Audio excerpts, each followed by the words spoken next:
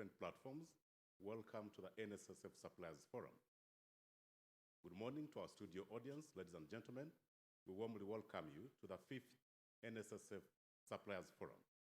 You can watch us in the comfort of your living room, in the comfort of your office, on our different media platforms, Facebook, Twitter, YouTube. This is the 50th annual NSSF Suppliers Forum that gives us an opportunity to engage with the suppliers, to engage with the public, and we're glad to have you.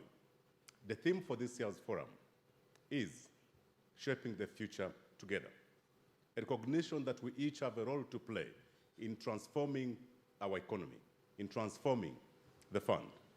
Now, to shed more light on the theme for this year, join me in welcoming a panel of distinguished gentlemen that have accomplished amazing things in their respective fields.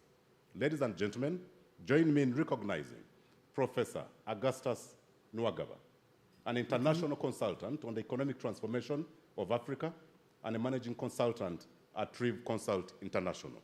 Prof, glad to have you. Thank you very much, and thank you very much, listeners and viewers. Richard Byarugaba, a seasoned business leader with over 30 years' experience in banking, in NSSF, in the public and private sector, and currently the managing director, NSSF. Richard, great to have you. Thank you so much for having me, and welcome to our viewers and everybody else listening in. Colin Babirukamu Mugasha, an accomplished IT professional with experience spanning over global and local companies. Currently, the e-government service at NITAU. Colin, good to have you today. Thank you, and good morning to our audience and viewers. And last but not least, our very own, Gerard Mugabi, the head of procurement at the fund. Gerard, good to have you. Thank you, and good morning to everybody. I'll now ask the panelists to take their seats. Okay. And at this moment, I'll start off by inviting Gerard Mugabi, the head of PD at NSSF, to give his remarks, and after that, he'll invite the MD. So, Gerard, welcome. Thank you. Thank you.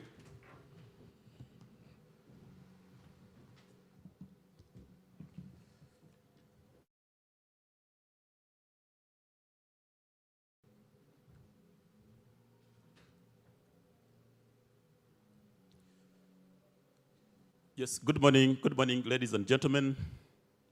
To the majority of the people you are speaking to through the virtual technology, you are welcome to the 5th NSSF Supplier Forum.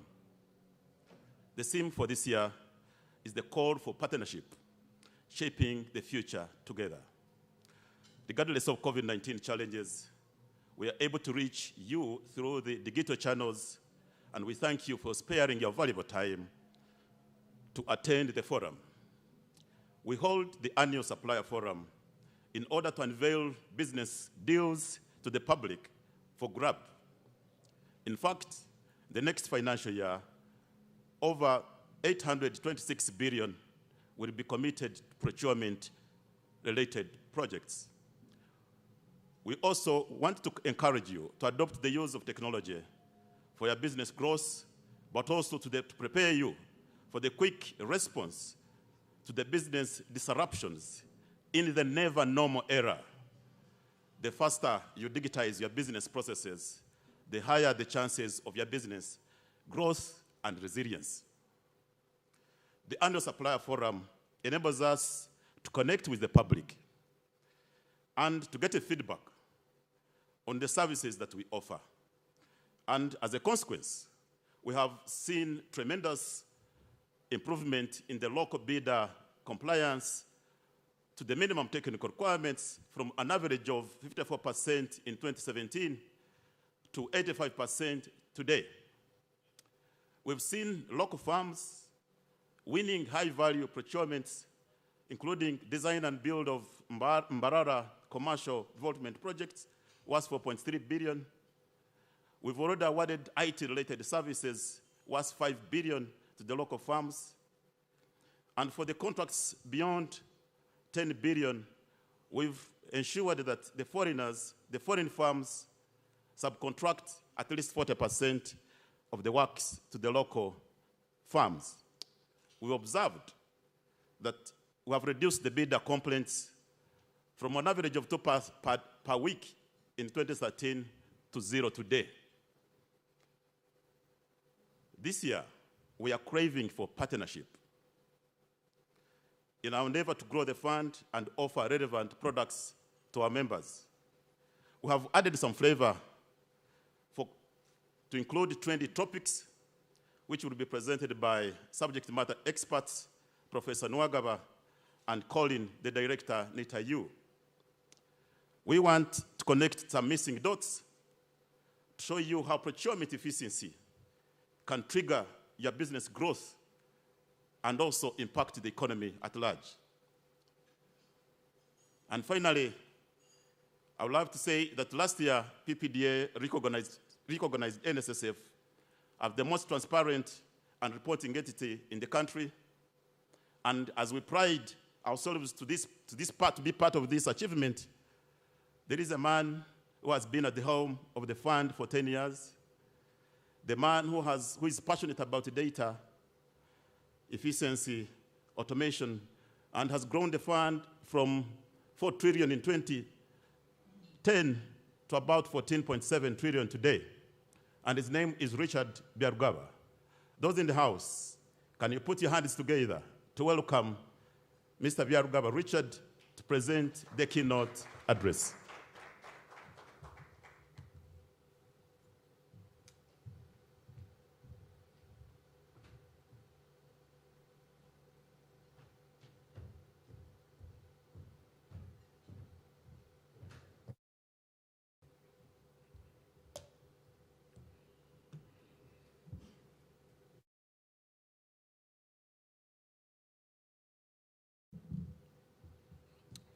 Thank you so much for having me again.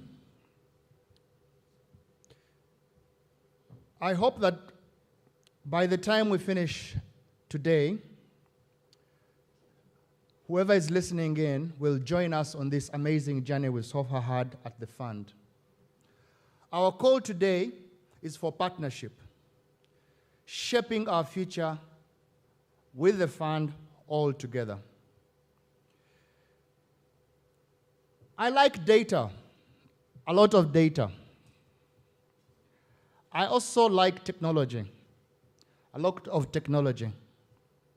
So if you are listening into this discussion and you are still an analog supplier, I don't believe you'll be able to do business with us. Because as I'm just about to demonstrate to you, these are the key drivers of our business today. And it's so important that you join us on this amazing journey and partnership so that we can take the fund from where we are today to where we need to be in the future. I'm going to talk a little bit about procurement. Guess what? We're actually in a procurement forum. But we think that it is so important that we should take procurement, and because it is a big deal, we should take it seriously.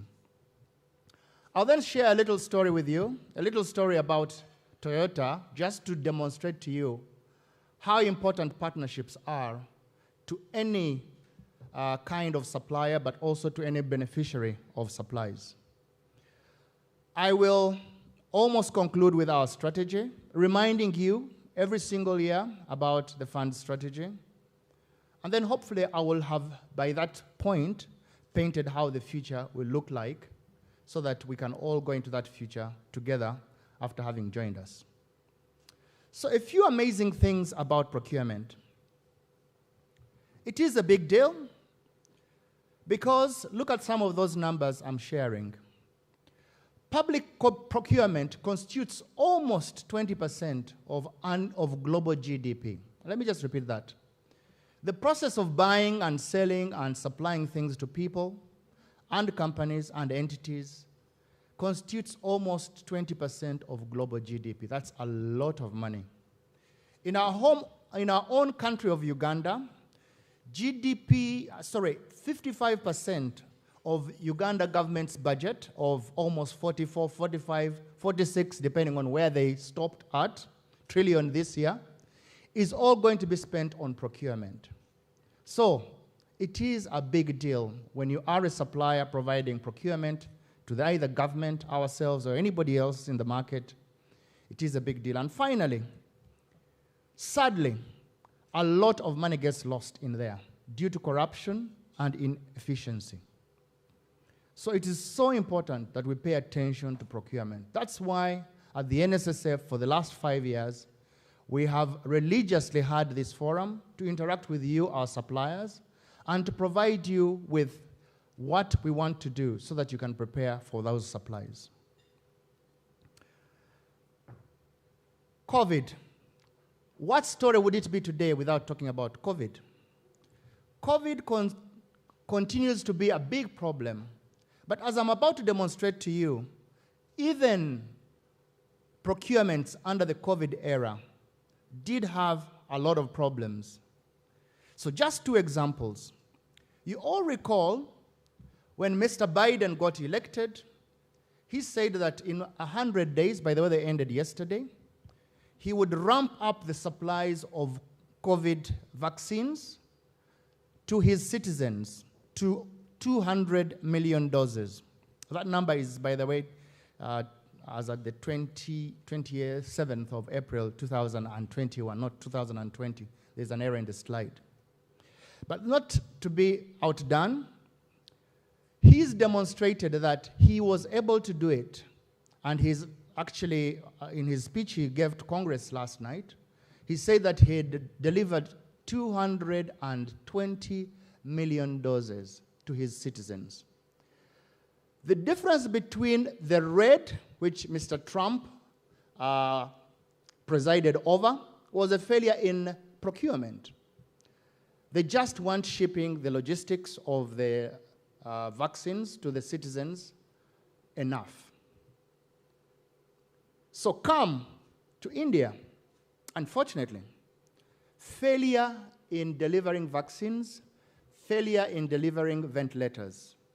And unfortunately, those images are of crematoriums demonstrating the big crisis that is currently going on in India.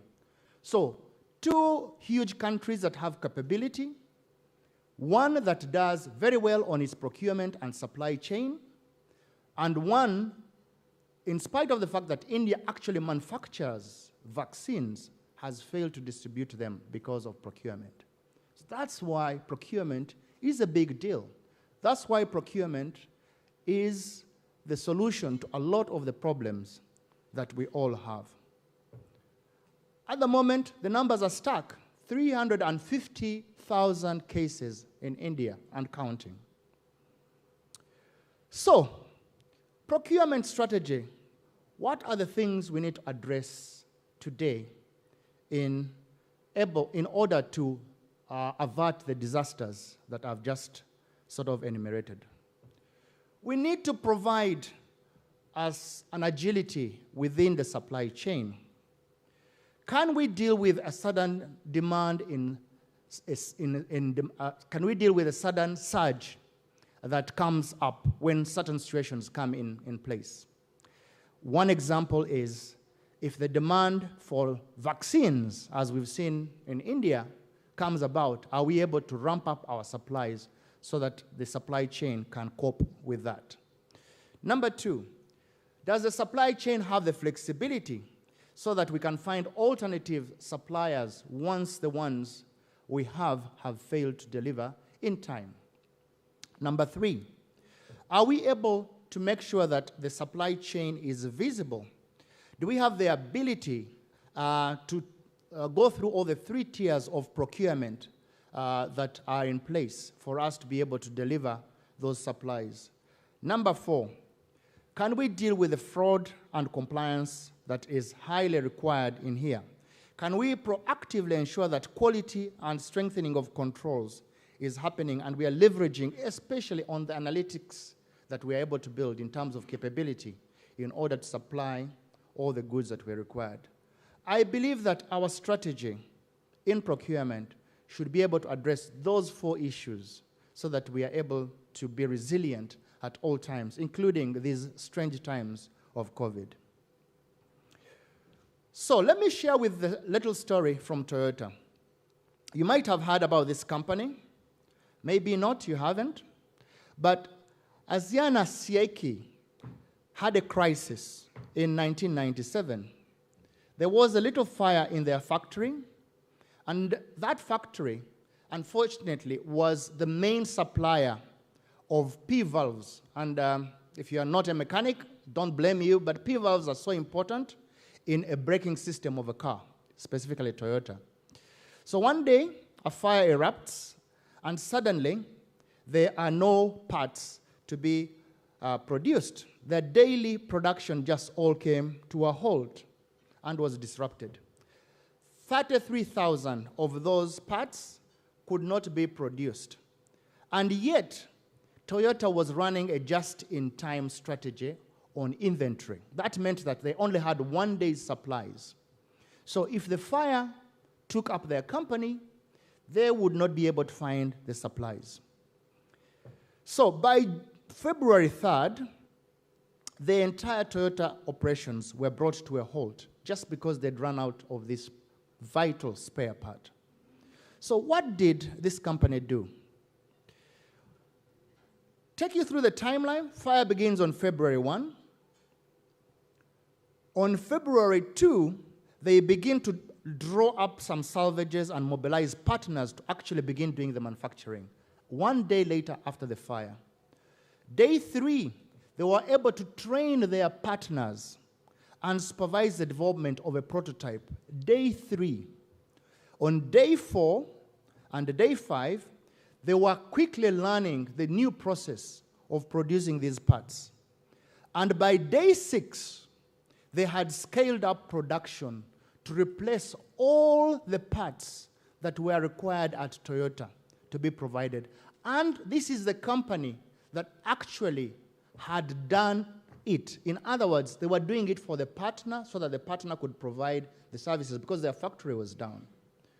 So we believe that if we are to succeed in our strategy on procurement, we need to create that partnership. Partnership with our strategy, with our suppliers, partnership with the people we collaborate with so that they can save our day in cases of disaster. So a very, very important lesson for us. So what do we pick in this particular one?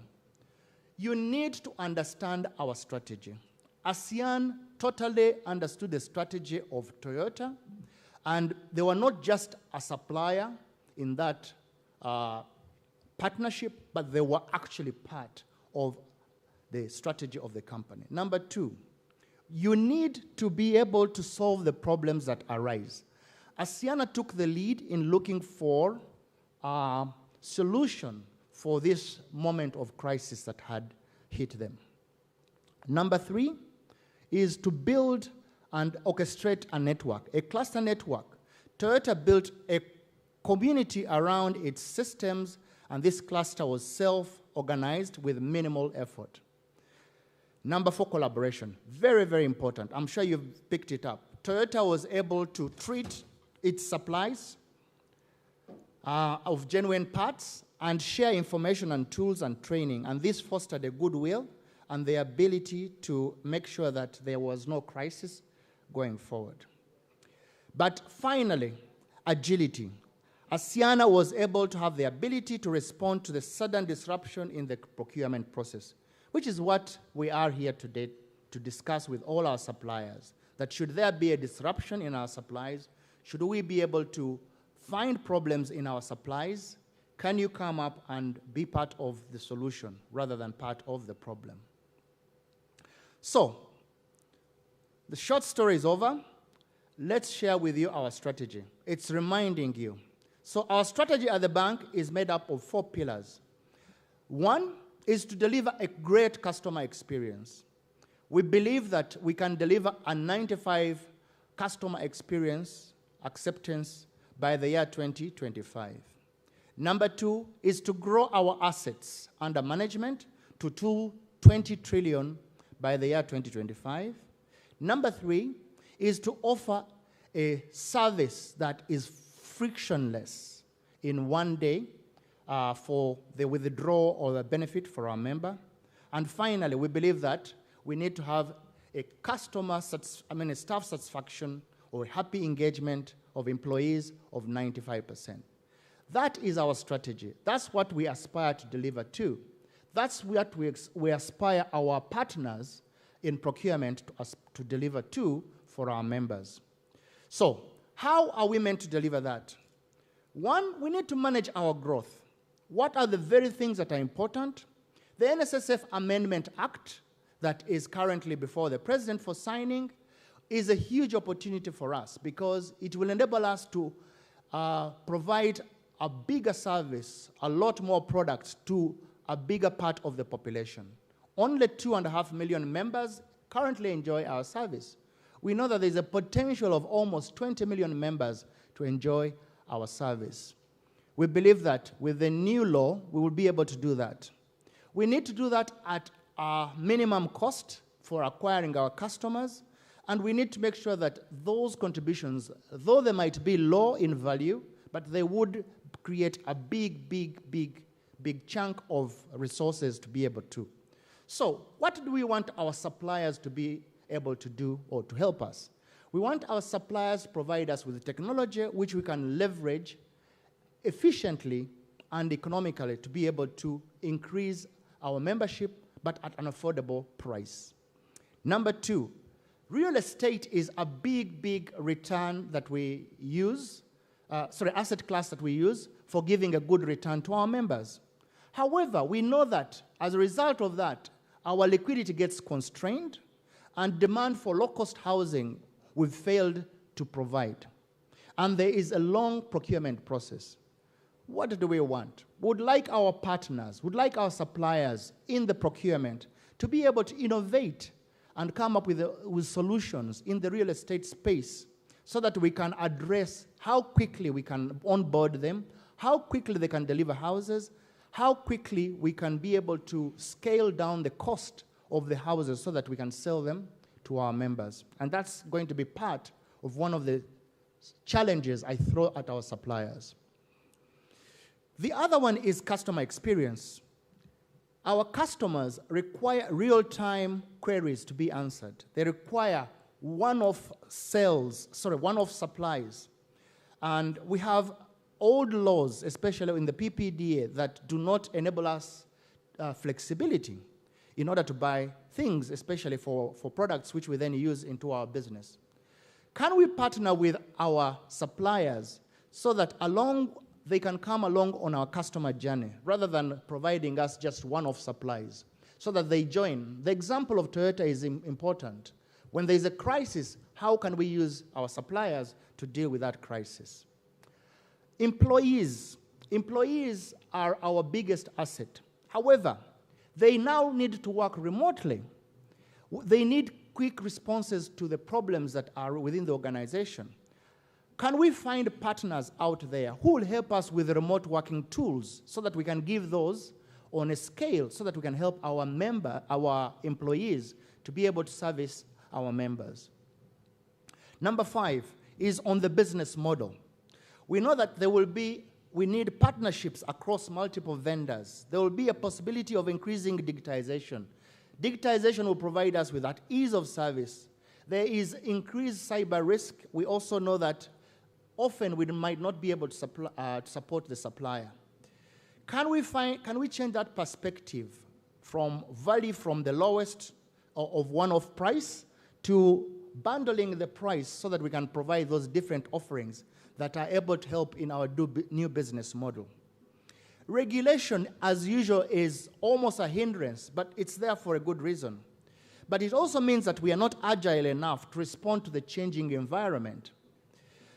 Can we get partnerships and regulations that will help us to move fast so that our business needs are dealt with on a regular basis through solutions that come through on our supplier side?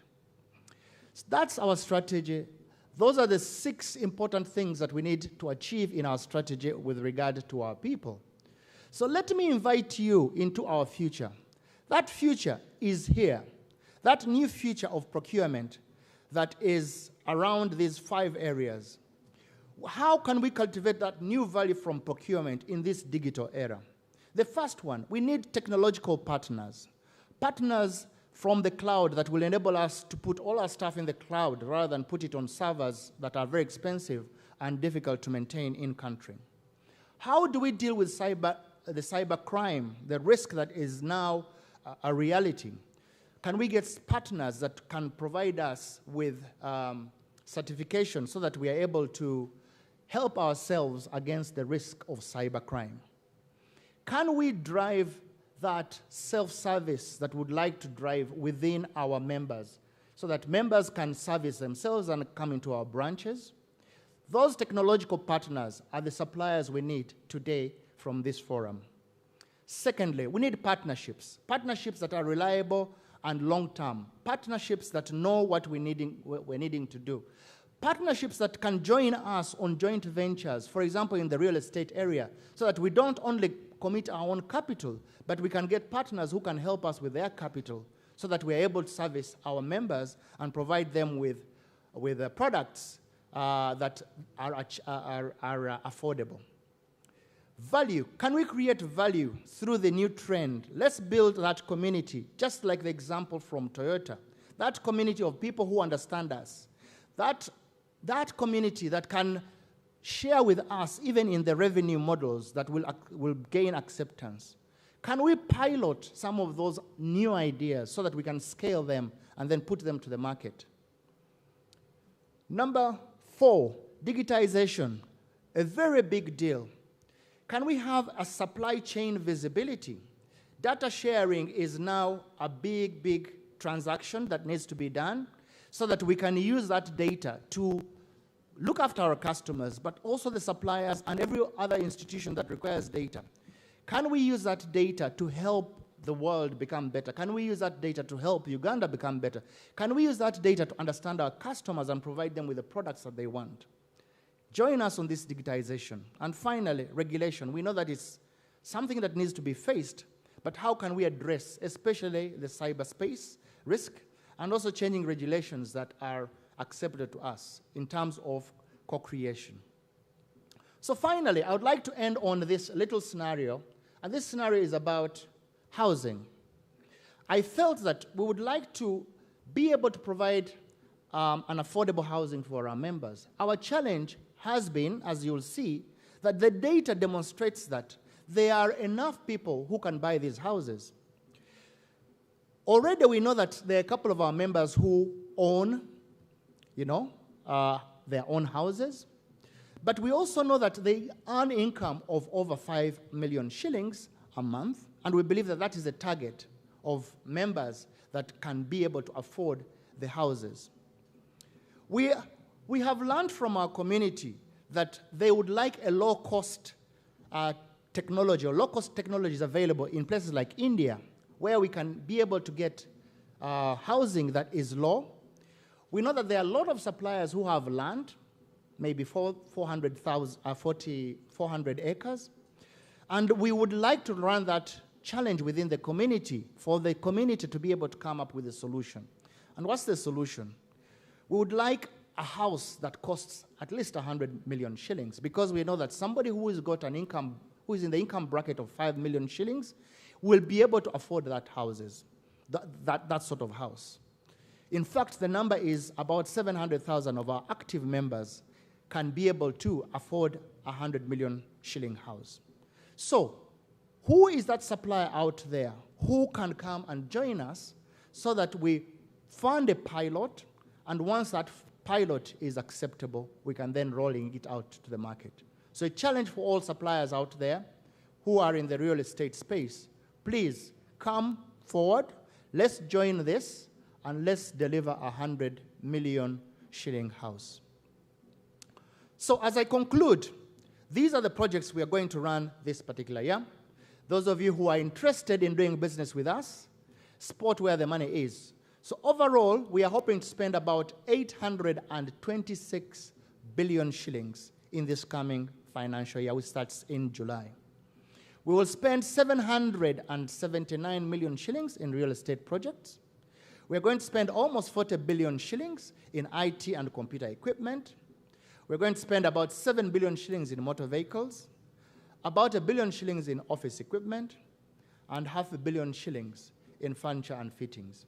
So suppliers out there, come for it, come supply, but as I kept saying in my presentation, we don't want one-off transactions. We want a partnership that will last, a partnership that will give us value, a partnership that will give our members value, a partnership that will give you value as a supplier. Come join us on this journey, and thank you so much for listening to me.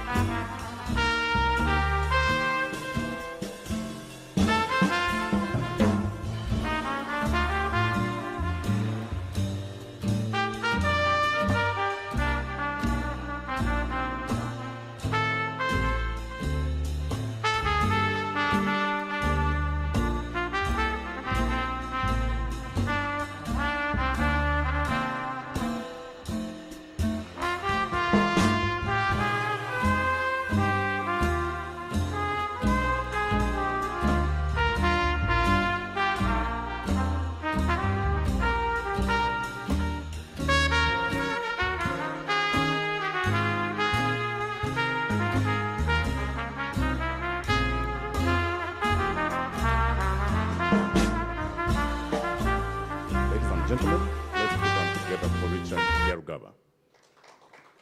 For such an energetic presentation, Richard did emphasize the need for partnership. Basically, you cannot walk the journey alone. Now, even if you're a company out there, you cannot be good at everything. So you perhaps need to focus on your core mandate and then look for partners in the ecosystem that can help you deliver value to your customers. So Richard, once again, thank you so much. Ladies and gentlemen, if you're a supplier out there, and you've ever wondered what role you play in the transformation of the economy, and you sit and wonder whether all you after is making some income, you could be wrong, because today there is a gentleman who is going to present to you the role of suppliers in the transformation of the economy. So will you please put your hands together as we welcome Professor Augustus Nwagaba. Prof, you're most welcome.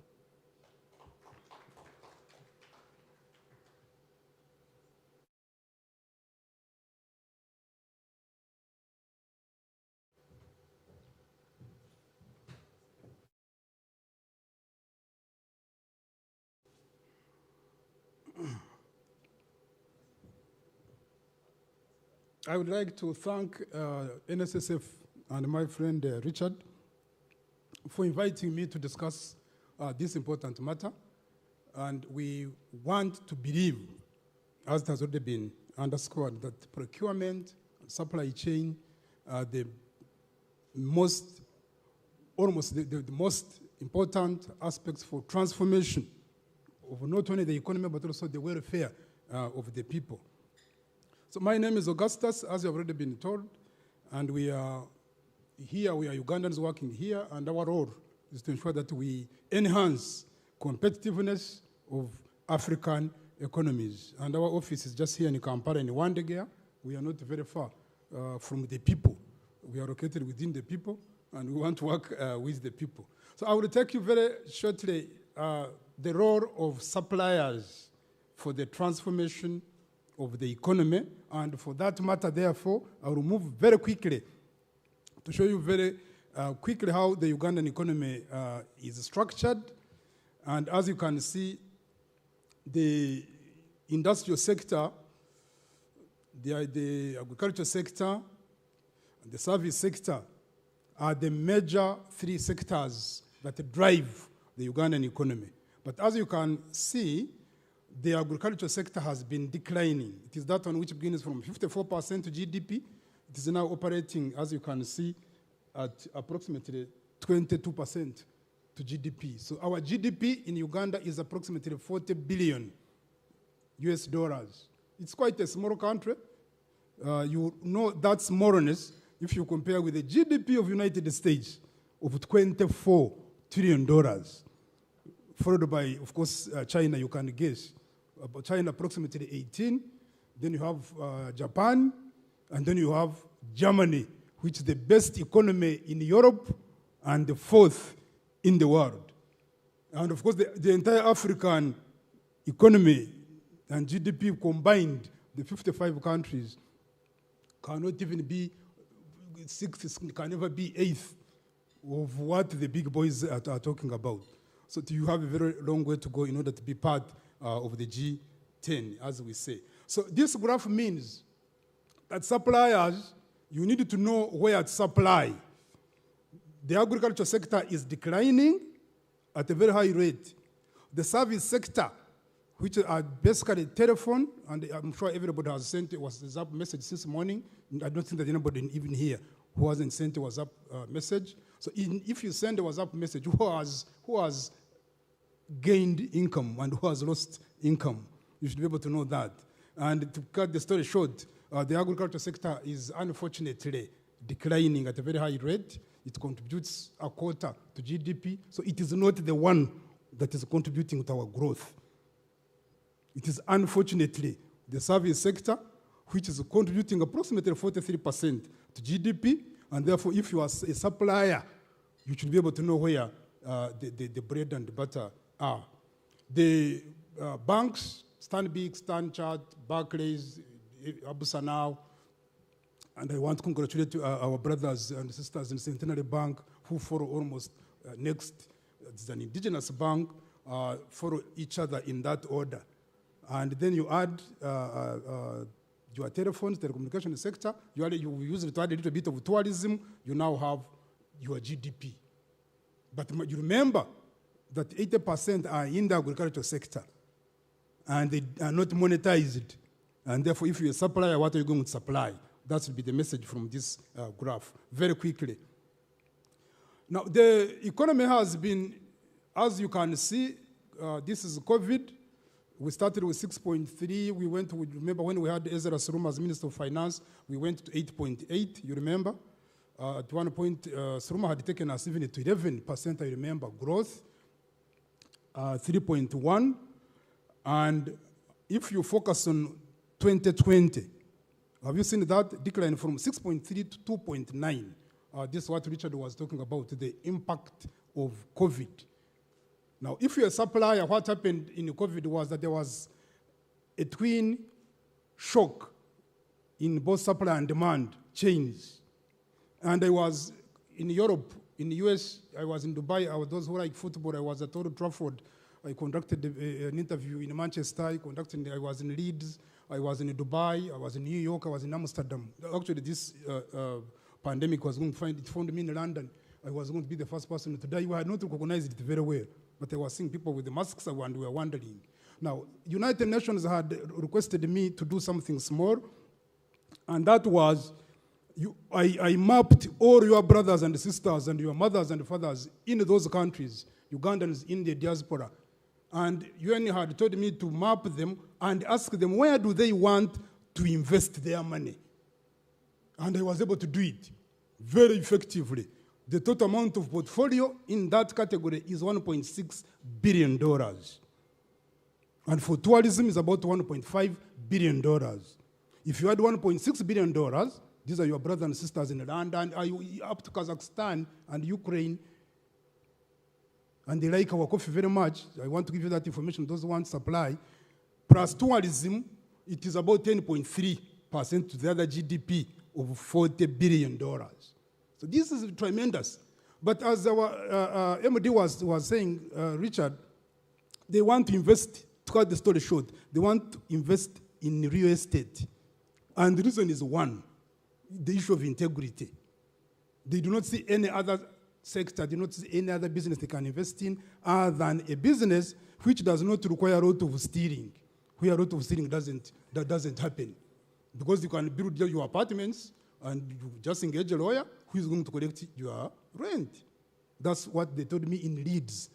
I was in Leeds, and I was in Manchester, I was in London itself, Amsterdam. That's what they are saying. That the other $1.6 billion, we are talking about the diaspora total portfolio, they want real estate. How much, now for us as economists, the question is how much employment are you going to create through that process? Employment is created in real estate, well, good, but normally through construction. After that, there are very few people that can be employed in that business. But if there are factories, you can employ people. You have now supply chains that are quite longer, and people are supplying raw materials, and this one are getting jobs, and this creates multiplier effects backward and inward linkages, and then the economy moves. But for your information, Richard, these girls and the boys, they want to invest in real estate, which is very good business also, and therefore, if you're a supplier, you can know where to invest. So when I came, I talked to Bank of Uganda and also people in the Ministry of Finance.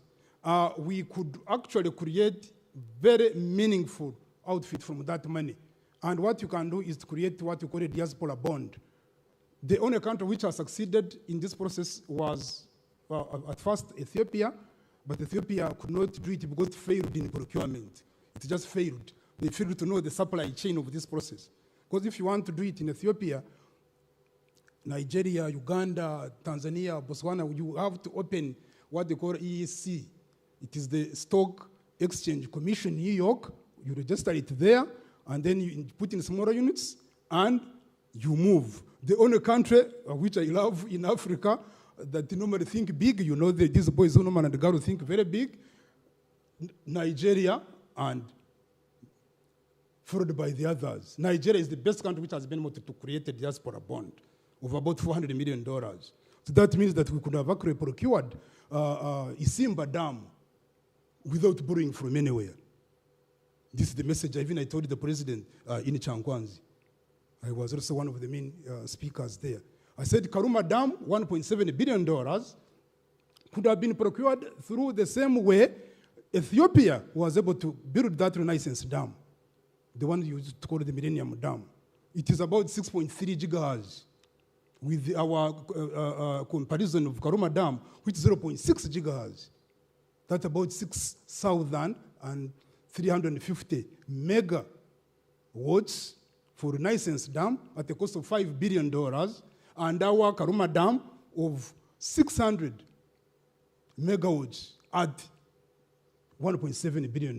Those who were in mathematics class, who are not dodging, you can calculate that procurement of the Renaissance Dam of $5 billion. By the way, $1.8 billion was also got from Eximo Dam, Eximo Bank. They donated the 3.2. Do you know what the Ethiopians did? How they procured the $3.2 billion to add on the $1.8 billion from Eximo Bank to be able to get $5 billion to construct a 6.35 gigahertz of electricity, where Aliko Dangote is already putting a cement factory, and I will not be surprised if I find that even this Toro cement can receive very, very serious competition, and you can have a bag of cement now costing about 12,000 shillings. Now, Professor Nwagaba now, I'm a businessman as well. I'm a rational being. I'm not going to look at your business. You are not my aunt and uncle. It is a business. Even in the common market, you call it one of East African common market, it's a market. These are not your aunties and uncles. If I spend my money, if any Ugandan spends money, he wants to get a return, very, very competitive return. And therefore, you have to be very careful where you procure. For especially economic transformation, if you want value for money, you need to know where you are procuring, conditions of procurement, and the return from that procurement. So the infrastructure procurements, which we have been able to engage in, could have caused tremendous transformation. And if I don't have enough time, let me also elaborate on this point that one of the things Ethiopian has been able to do, if you have been there, especially recently, you have been able to see the growth in Addis, the growth in Dar es Salaam, those who have been in America, the growth in Detroit. Detroit is the ginger of US. especially under President Trump. President Trump, the Reds, could have won this election at 90%. This one is for sure. If you wanted to bet, I would have eaten your money. The only thing which killed him was COVID. And then Biden was able, the Bruce were able to do it. But he had done so well, especially looking internally, making sure that business, farms which were in Mexico, especially making those air conditioners and so on, were able to be attracted back. And America, if you had been in the US, you would see growth that was based on his philosophy of make America what? Great. Thinking internally, America is for Americans. Procurement, in my view, and supply chain. If you want to contribute to growth, you must, we have a very old economic theory. I want everybody to listen to this economic theory. It's an old one of 1965. It says that development is initiated from within. You can only propel it from outside. Internal ignition is internally synergized, is internally driven. You are very lucky you are driving cars now which are automatic gear system. But we used to drive cars which have 5 gears. You move, start number 1, 2, 3, 4, 5 as you accelerate. But development is initiated from within. No one is going to come from outside and develop you. So all suppliers, people in the supply chain, we need to focus on your procuring, your supplying, who is eventually going to get the final benefit from this process. And if you look at these dams, let's look at infrastructure. Most of our money in the budget, I've been your consultant for the National Development Plan, both for Uganda and for East Africa. So if anything goes wrong in the NDP, I'm the one to blame. If everything goes right, we take credit, all of us. But do not criticize me for one reason, that I had informed the government that if you want to transform the economy properly, you flagship the economy, particularly in areas where a majority of the people are involved, either in the supply or in the benefit stream from that supply. And of course, this is the agriculture sector. There's no question about that. You are not going to tell me that you are going to supply Mercedes-Benzes. Are you going to do that? That everybody is going to come here and apply to buy a Mercedes-Benz from you? Even if I saw you that you produced a Mercedes-Benz in Wandegea, in Kawanda, in Masindi, and you are selling it at 4 million shillings, I would not be able to buy that Mercedes-Benz, even if you gave it to me free. This is what we call competitive advantage. That's what we call in management. Those who have studied management effectively, we call it strategic fit. Strategic fit means where is your tested capability? Where do you have a capability that is tested? What can you supply that it outweighs everybody? And it works on a principle called the blue ocean strategy. It is a strategy which operates beyond competition. What can you supply that nobody, it's unraveled, it's beyond the competition? I don't have enough time to elaborate on it. It is a model. I'm developing it with Professor Dynamite Monkumba from Zambia, and we are going to present it in New York very shortly. It works on non-magic, non-stepmother problems. Most of you say, I'm not doing this because of stepmother who bewitched me. And so on, my business cannot work. How can my business work? Even me, can my business ever work? Don't you know so and so is always on me? Not knowing that really what you are feeling to know is your strategic fit. Where can you compete more than and beat anybody else? And this is very important for suppliers to know. So don't supply everything. You supply something which we know, as already Richard has told us, it is not possible for Toyota, as you saw, the vehicle to come out of that conveyor belt unless somebody who was working on those valves has done his or her work. So what are you doing as a supplier that this economy will hold if you are not there? If you are not there, is it there? This is what we call competitive markets. Now, it is driven, by 3. The conceptual framework is 3, and Richard was able to do it as if we were developing these presentations together. You are aiming at consumer satisfaction. This is a consumer effect. Because you know economics is about just production and consumption. Then procurement links them. Otherwise, for us in economics, we are not bothered very much with the procurement. For us, we are bothered with production, as you know, production and consumption function. Then we have our aggregate demand function, which links with domestic absorption, saving and investment, plus now import, export, X minus M. So C plus I plus X minus M plus G. G, which is the other dams, Karuma Dam, Kente Express Highway, Jinja Express Highway, that's part of G. So consumption is C, which is consumer satisfaction. Investment, I, everybody's investing and you need to know where the supply are needed.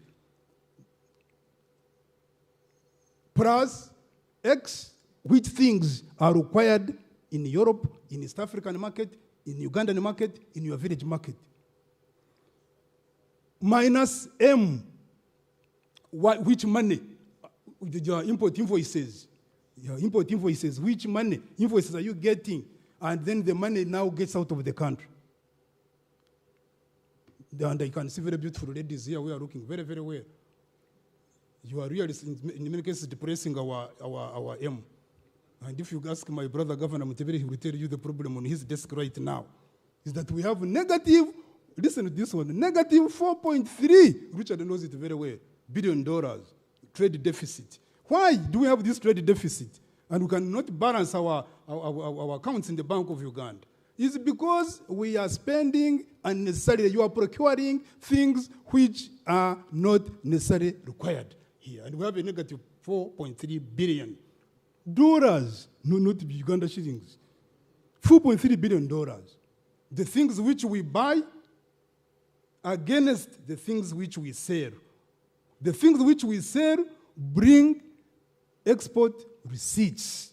Money has come in. The things which we buy, they give us invoices. They are imports. The negative 4.3 billion are the things and the money which we have lost.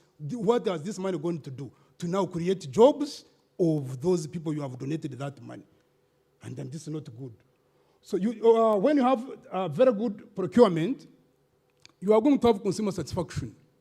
It will come from three things: organizational performance, very high performance of that organization, and in this case, this Toyota had very, very high performance, especially in terms of JIT management. Just in time, you saw it. Reduced cost. That's what I was going to emphasize. And then improve service delivery. These are the only three things we're talking about. But now you need to look at the cost. Now the cost, I will pass very quickly. The drivers, we have a number of drivers, and one of them is enabling economic policy. It will determine the cost. Because if you look at our PPD Act of 2003, it clearly states you take the lowest bidder. And this cannot work. We need to work with the Minister of Finance and the PPDA. I have just completed, Minister of Finance requested me to complete, to do for them a very quick spend analysis to see what the government is spending and what the government is spending on. So I looked at URA, KCCA, Minister of Agriculture, Rural Electrification Agency, there were 6 major agencies. And I looked at what they've been buying and so on. I don't want to bring problems here, particularly for the press. But one agency among those bought a Toyota Hilux, 190 million. Another one, same specifications, 130 million. Another one, 144 million.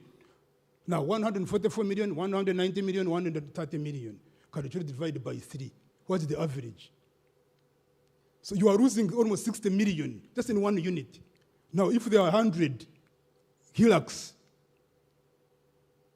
Toyotas you are procuring, now, are you going to say now in a recommendation, what recommendation should I have made? Are you going to say that we centralize procurement because we're going to have economies of scale, and therefore buy these vehicles, especially big procurements, at the same time, and then redistribute. Will it create now the other efficiency in this conceptual framework? Because we also know you reduced cost, but also efficiency, and also consumer satisfaction. How long will it take for this vehicle now to come to cover the district local government, to GA and Dokoro, district local government?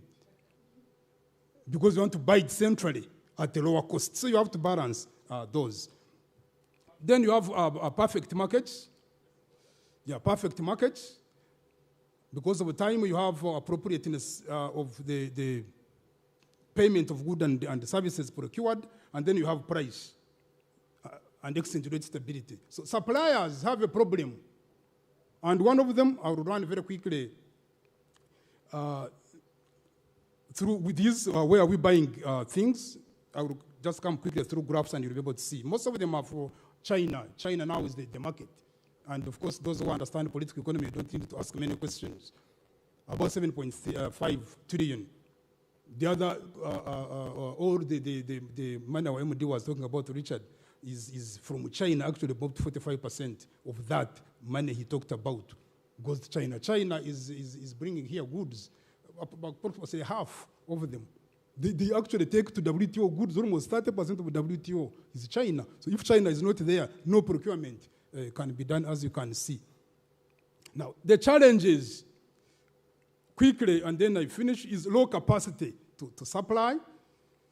And here we are given EBA and AGOA. We don't have time for detail. And you saw what happened in AGOA. You see what happened in EBA. EBA is everything but arms. You can sell meat and everything to Europe. That's a European market. AGOA was US market. What happened to our girls who are in Ugorobi, you remember? This was a very, very problem in procurement and knowing exactly what to do. The only country which has succeeded there is actually Swaziland. You can Google it out and find reasons why they are able, because they developed a strategic fit. They know what to supply and how to compete effectively in that market. Then the legal framework. If you say lowest bidder is going to be the one with supply, it's not easy. Quality is a function of price. This is no question about that, other than ostentatious economics. If you remove ostentatious economics, then you have the supply and demand curve will meet where quality meets your expectation. That's how demand and supply forces behave. But of course, there are people who want to have to buy a Mercedes-Benz and pay 200% of the value of that Benz through tax. For you, if you are at the level of that, we normally are not dealing with you in our demand and supply curve. You are just ostentatious. You want everybody to know you bought a Mercedes-Benz. But others, we need to tell the Minister of Finance and PPDA. I think we should Richard work very hard on this matter with Keith Mwakanis and our friend Kenneth, Director Budget, and the other people in finance, that we should change this law. We don't necessarily need to take the lowest bidder, because you know what has happened? That's where you have had a lot of admin reviews, you have had a lot of lengthy processes, because the person who took the job cannot not do it. Cannot do it. He realized he just wanted to win the bid, but he cannot do it. Initially, it was not necessarily the lowest bidder. Number 3, you have getting a supplier who is going to supply what he said he would supply. This is the issue of integrity. This is really the issue of integrity. A supplier, just a supplier who is listening to us. Are you supplying what you said you would supply? And this is a very serious contradiction. They don't. It's very, very hard to get that person. Number 4 is long procurement process. I want to congratulate here URSB. URSB should be congratulated. It's one of the agencies in Uganda which are working. NSSF, we have a number of agencies which are working. Of course, Makerere University is number 1. Where else can you find people who are serious? I hope the professors are listening. We have our medical school. Even if I was in London recently and so on, actually one of our Ugandan here has been appointed as one of the royal members of the royal surgeon in London. So he's from our medical school. Our medical school is able to supply the global market, and the Queen is able to recruit this person among the royal surgeons. This is great. If you can develop that strategic fit, then you can have your head high. So I want to congratulate URSB for, it has improved quite a lot in terms of business processes. You can register your company very quickly, get your guarantees. We normally get a lot of documents from there.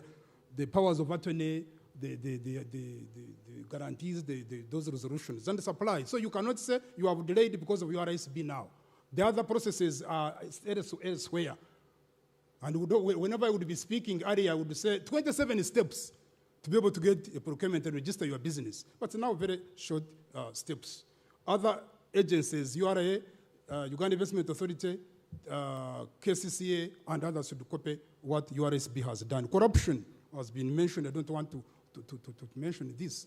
But just as I sit down, if you calculate that I was in Tanzania in April, I think last year, I'm a Rotarian, we had a district conference. And in the news that morning, the dam in Dar es Salaam, the dam in Kenya, I looked at Wakaruma Dam, and then Ethiopian dam. When you calculate the way those dams were procured, and the unit cost of electricity from these dams, you realize that the unit cost of our electricity here, and the way you make now these procurement processes, cannot be any cheaper than those who are in production and so on, cannot. Why? Because of the way the money and also the other processes were laid out in procurement of these infrastructure facilities. So if you procure at a very high cost, don't expect now the cost of the service to be low. So our electricity is very high in terms of cost because of procurement processes. I'm now finishing. Then the macroeconomic variables, I've talked about these. One of them is inflation. The suppliers are suffering from inflation. The loss of the Uganda shilling in relation to other domestic, foreign currencies. The Bank of Uganda has been doing very well. It has been doing a very good job. You say from 2002, 2014, 2016. But 2016 we had a problem. Then the inflation is again going high, especially COVID. But if you remove COVID, the country has been doing very well. We've been about 5%, which means that you can actually predict what you want to procure, and by the time it reaches here, you are paying the predictable amount of money. It's very, very important. We have interest rates. And as you can see, your country, I don't know where Uganda, you always want to be the leaders in everything, including being leaders in production of children, leaders in having land which is not understood. If I wanted to buy land, you are the only people in the world who cannot be understood. For example, if I wanted to buy land, who is the owner of this land? I cannot know. Where is this land located? You cannot know. But these are things which disturb economic enterprise development. You look at, Richard, you look at that 18%, and you are part of that process, Richard, because you have been a banker for almost 20 years, isn't it? NSSF just 10 years. Why is I want to put this question to you and to my friend Fabian Kasi and the others? Why do we have interest rate of 18.8%? You look at the other countries, South Africa, 10, Botswana, 7. Then, of course, the other serious countries. Japan, 0.9. China, those who studied mathematics, I didn't put China here. China, 0.00067% recurring. Money is free. That's what it means. So can you compete with that with the Chinese company if you wanted to supply? You cannot. Tell me which business are you going to do, supply, which materials are you going to supply at 18.8% cost of money. You see how that money is expensive, and you're going to make profit. That's why these people are going to cheat you. These borders, let me just finish with the story of border. These borders you are seeing everywhere. In order to buy that motorcycle, they are buying it at 8.2 million. But the cost of a motorcycle, how much is the cost of a Bajaj motorcycle? About 4 million. Now, the 4.2 million, somebody adds it because it is not possible for this girl and the boy to get a motorcycle. Can you imagine? So now the 4.2 million added on the 4 to make 8.2 is going to be amortized. within the payment structure of that loan. That's why you see, if you have not known why they are driving on the right as if we are in America and Rwanda, that they are driving on the right as you are coming and the traffic people are there, you don't think that they are not seeing them. But because there are too many, it is the critical mass, they are looking for the money of they call it Omugaga, the centers Omugaga. And they are looking for the money of the other third party who gave him the motorcycle, so they have to drive in any way they want, including killing you and your legs are in Morago for 1 year. If you don't solve that, where can they buy that motorcycle at the market price? These girls and boys are not getting that motorcycle at the market price. No. It's at a very, very high, exorbitant price. And we must do that. There's nowhere they can borrow. You look at the interest rate. And banks, really, Richard, you know very well, just listen to this as I sit down. You get it from me. We have 25 commercial banks. I have done a degree, full-fledged degree. My 4th degree is in the operations of the Bank of Uganda and commercial banks. Only. That's what I did. Only that. And I can assure you, get it from me or put up your hand and challenge me here. If you have stamina, you will come here and challenge me. If you have sufficient stamina. These commercial banks, 25 of them, there is no bank which is borrowing to lenders. Put up your hand if you know that there is a bank here, which is, in order for you to be lent money, that bank has to first borrow. In other words, in the English language, just in the English language, they are giving us our money, it's our deposits. Tell me any bank that's getting a deposit from IFC in order to parade. Stanbic, Stanchart, Absa, and my friend Fabian Kasi, whom we congratulate very much to be among these big boys. All of them, there is no borrowing for lending. The money is, why should the interest rate be here? Governor Mutevere has said 7 CBR, which is a signal for management of the interest. But these banks have failed, haven't they actually refused? They have almost become stubborn refusing. There is no explanation. Let me explain it in the English language why there is a difference between 18.8 and 7. 18.8 minus 7, 11.8. 11.8, unless all these banks are being robbed every morning, and they have robbed half of the money. And therefore, they are saying they put that with that premium within the interest they are charging us. There is no reason. You see. Now, what Kenya did was they legislated it. That's why you saw Kenya was 14.5. In Kenya, as we speak right now, you cannot, as a commercial bank in Kenya, you cannot charge interest rate beyond 4 percentage points from the CBR. So what means 14.5, which means CBR clearly in Kenya is 10. And I want to congratulate the parliamentarians in Kenya for being legislators of the people. I'm now finishing. Debt is 16.8 billion. 16.8 trillion. You saw everybody was sacrificing my friend Kaseja. 16.8 billion, which cannot be managed. We are now in 47.2% GDP, which is very, very high to manage. And it is very, very bad.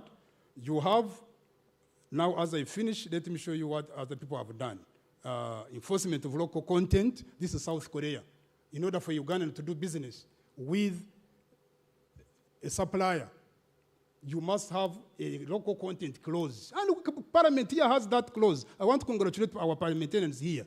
They actually put 30%. Anybody to supply a dam like Karuma Dam, 1.7, 0.3 times 1.7, at approximately 71, about 5 billion. To be very specific, 5 billion, 5.1 billion. Professor should have also got partake of 5.1 billion. How much money do you get from Karuma? Zero or no negative.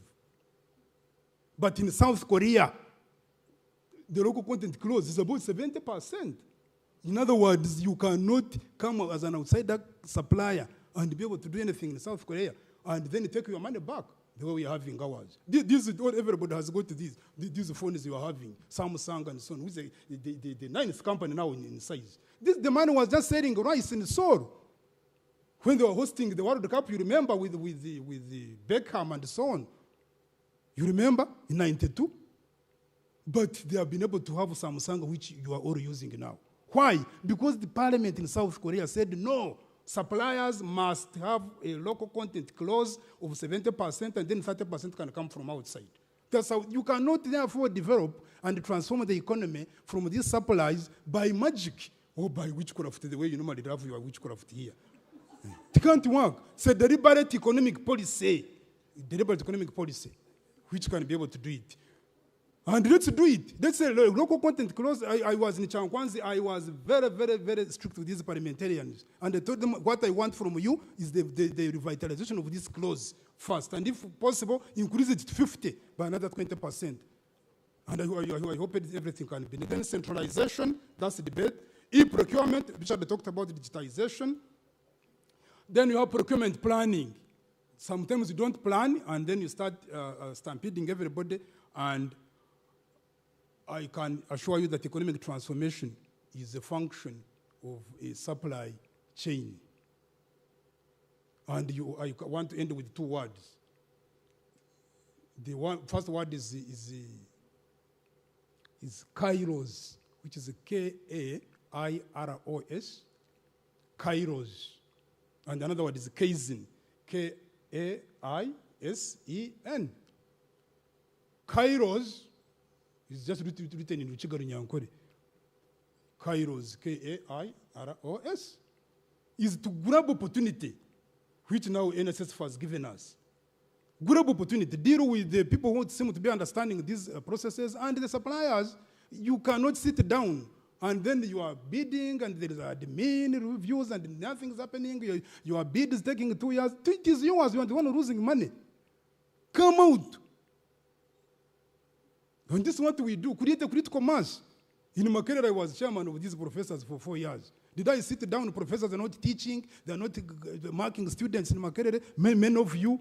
And I was a chairman for these professors in Uganda, and I sit down. How can this happen? I want the president, told the President Museveni, it is not possible for a professor to earn, at that time, we were earning imitwara nana mushanju.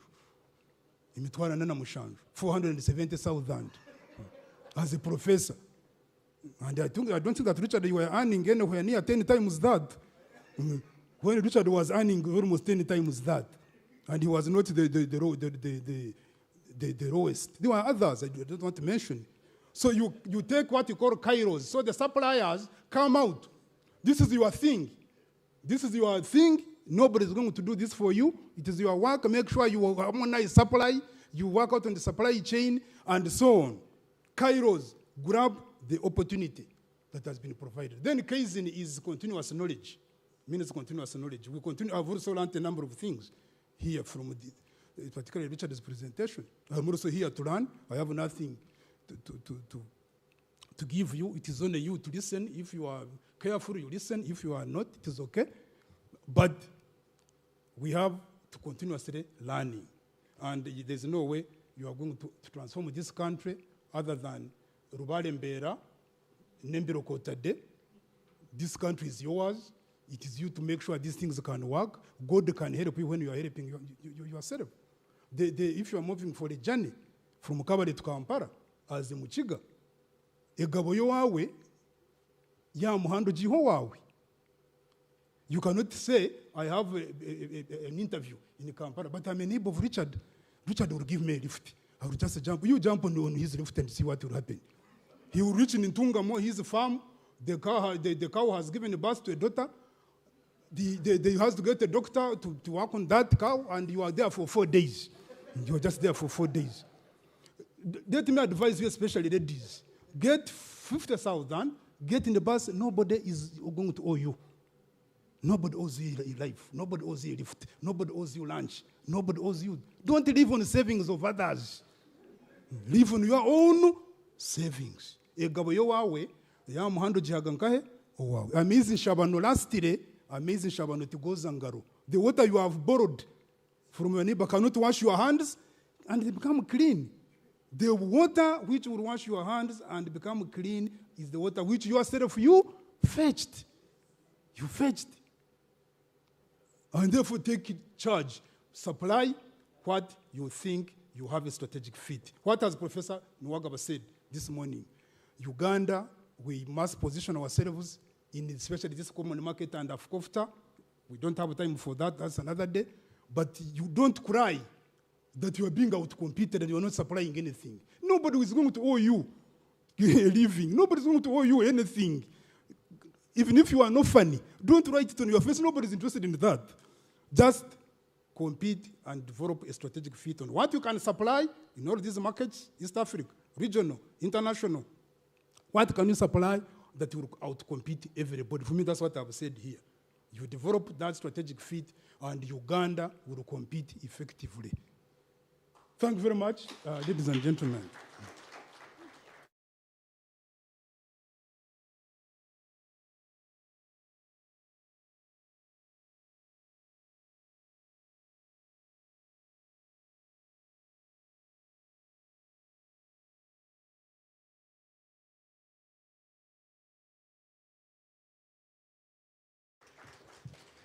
Well done, Prof. And Prof has emphasized the issue of strategic fit. Do what you're very good at. You can't supply everything. Now, local milk takers will tell you that when they walk into a supermarket in Kampala and they're looking for milk to buy, they pick Jessa. They pick Jessa not because it's local, because they trust the quality. So even under Bubu, people will not buy simply because it's manufactured here. They will buy because you meet the expectation of quality. So, Prof, well done, and thanks a lot. Ladies and gentlemen, there could be a supplier, a business, deep down in Mayuge, wondering, how do I leverage IT to improve my business? Is it even possible that a small business in Kabale can dream of using IT in making their business even bigger? So to help us discuss the topic of the influence of technology on business, a case of Egypt in Uganda, join me in welcoming Colin Babirukamu Mugasha. Colin.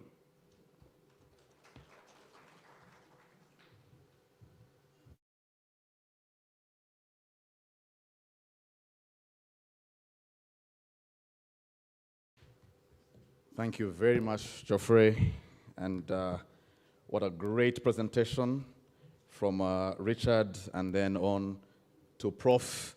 I mean, it's really hard to come on after Prof, so I'm trying to get the altitude down a little so we can talk technology, which is extremely key, I think, as a driver going forward.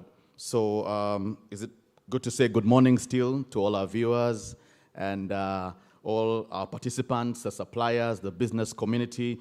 I really want to thank NSSF again. It's good to be home. This is where I spent about some of my best career years transforming IT for the fund and for the country. Let me just quickly delve into my topic, which is the influence of technology on business.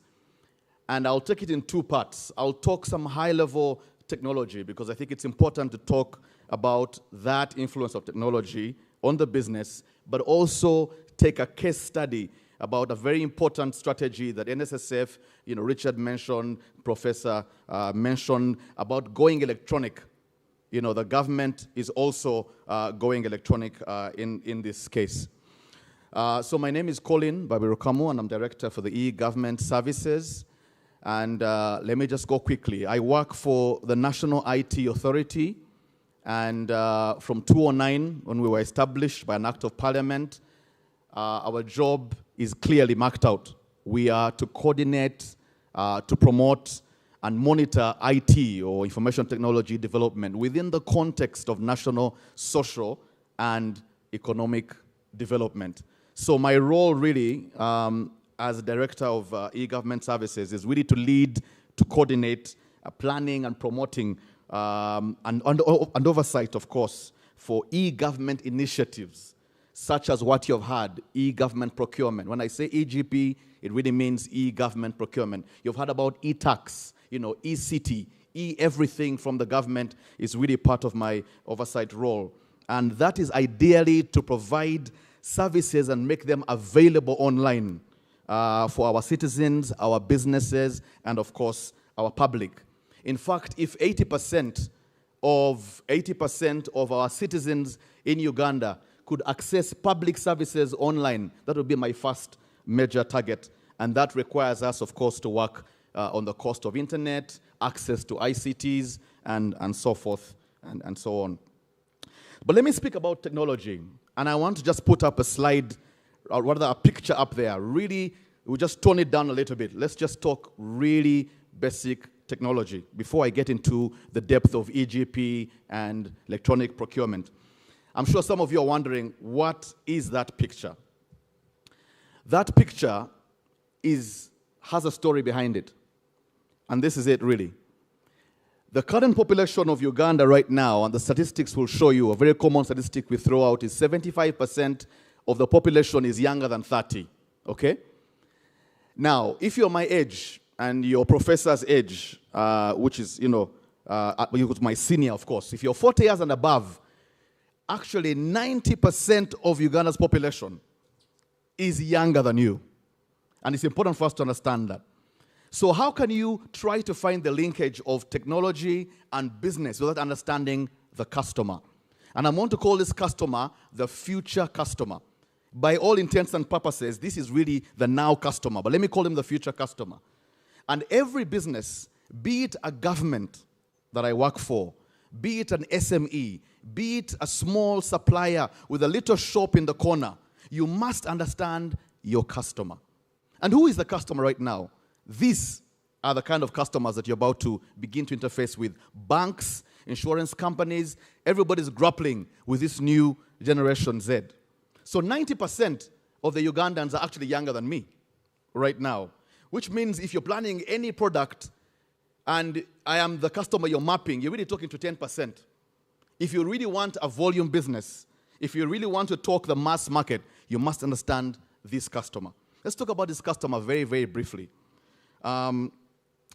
First of all, the preference for this customer, who is really emerging right now. And first of all, these customers love smartphones. Out of 24 million phones right now in Uganda, 7 million of those are smartphones. And that number is going up because the cost of smartphones is going down. And we are working closely with the Minister of ICT to ensure that the internet cost is also going down. So smartphones are getting into the hands of this generation. Number one, and I'm going to talk about maybe quickly 6 characteristics of this future customer for you to understand as a supplier, as a small business, to understand the emergence and the convergence of technology. The preference of this customer, and I'm sure you can see it on your screen, is not really wonderful customer care people, smiling agents, and human beings at the branch. This customer is only talking devices. They're talking mobile first, digital first. This is their language. You can see right now as they're seated. That could actually be a meeting, but they're all on their phones, right? They're all seated down in their own virtual world. That's how they speak. That's how they talk. So these are devices rather than customer care and wonderful smiling agents.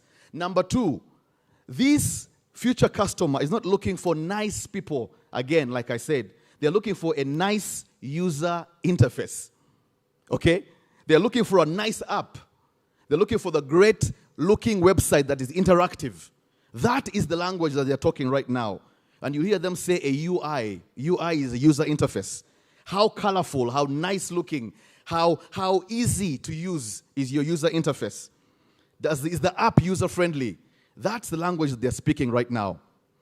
Some of you are wondering, in your next bulletin as a supplier, as a big business, you're talking about your opening and closing hours. This future customer does not understand opening and closing hours. They don't. They actually talk about they're always connected. They hardly sleep. At 2 a.m., this future customer wants to transact. Are you awake or have you closed your branch? So closing hours, opening hours, that is not the discussion for this future customer. These future customers want to text. They don't talk much, by the way. Like you see them right there. They would rather text with their parents and text with their people than talk to them. So you must come to their language and speak their language right now. Do you have a chatbot? Are you using an artificial intelligence right now and I know NSSF is actually moving in that trend. They have been trend leaders for many years. They want to text you at 2 a.m. They don't want necessarily a customer service person at the back of that text. A machine can actually respond to them just as well as somebody texting. Let me go quickly. Number 4, another characteristic right now. So they're not looking for your branches. Some of you are still building many branches. You're building many offices. You're talking about spacious parking lots and lounges for your customers. Let me give you some news right now. This future customer is not going to be coming to you.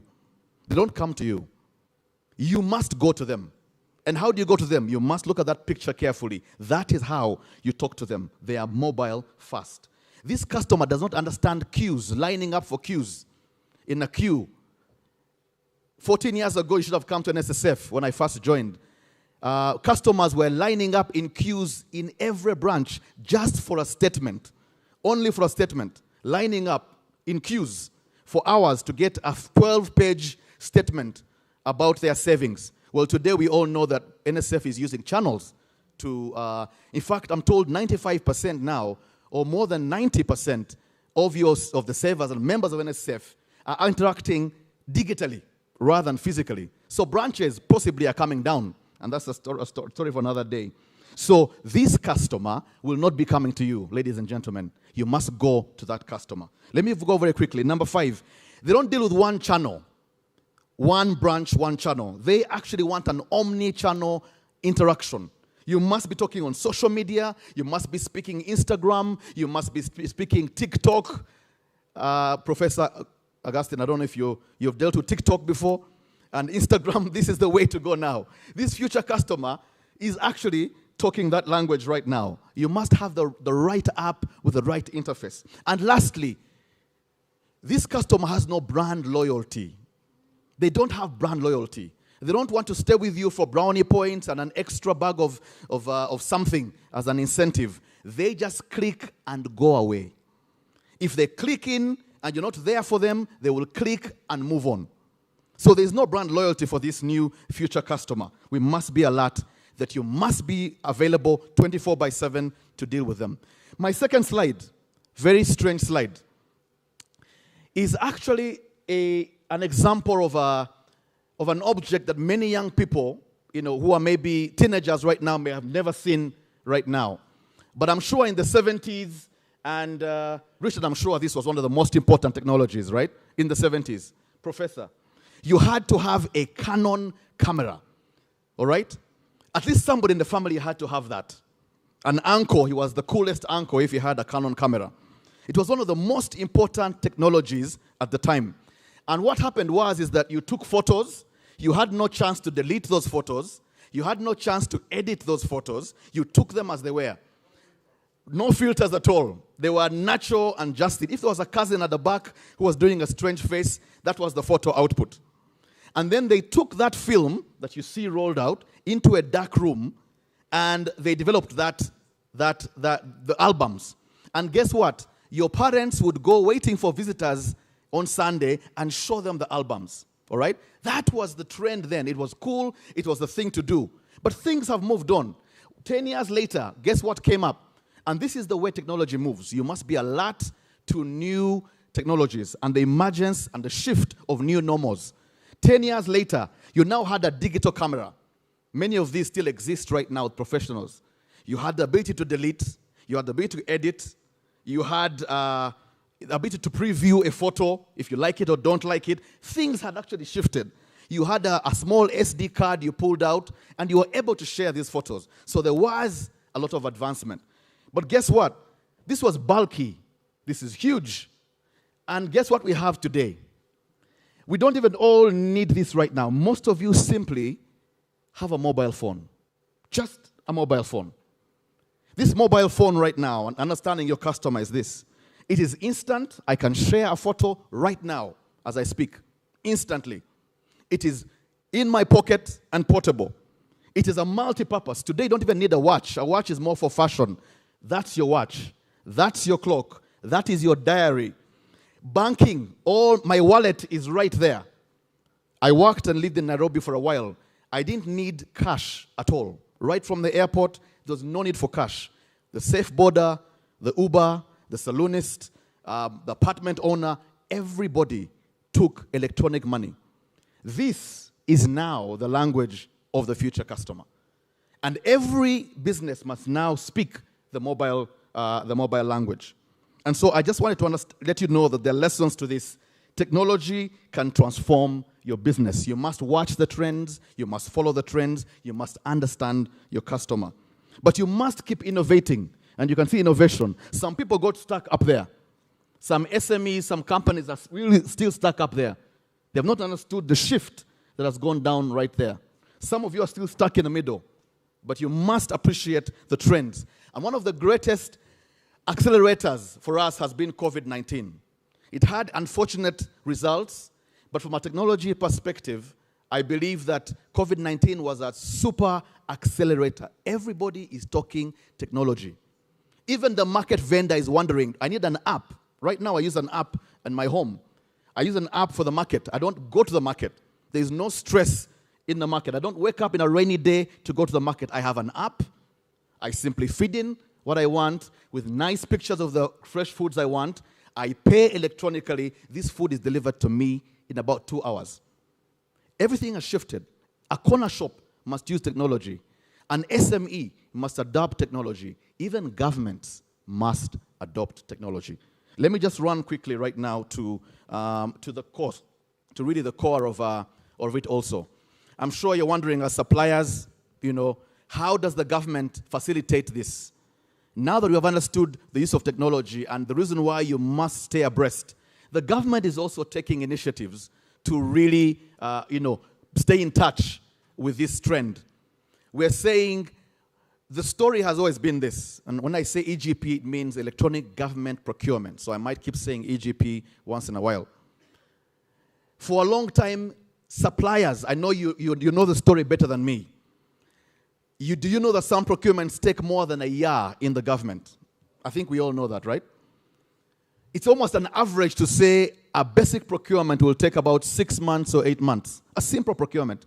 Why? Our processes are still manual. Most organizations are semi-automated in their processes. And therefore, the need to move. Did you know, for instance, that there have been a couple of initiatives by PPDA since the 1990s. And one of the great initiatives, of course, now is moving along with Ministry of Finance and NITA to actually provide an e-service, which is e-government procurement. And you all remember the tender board days many years ago. It was decentralized. Now you have centralized procurement happening right now, and going electronic will really equip us.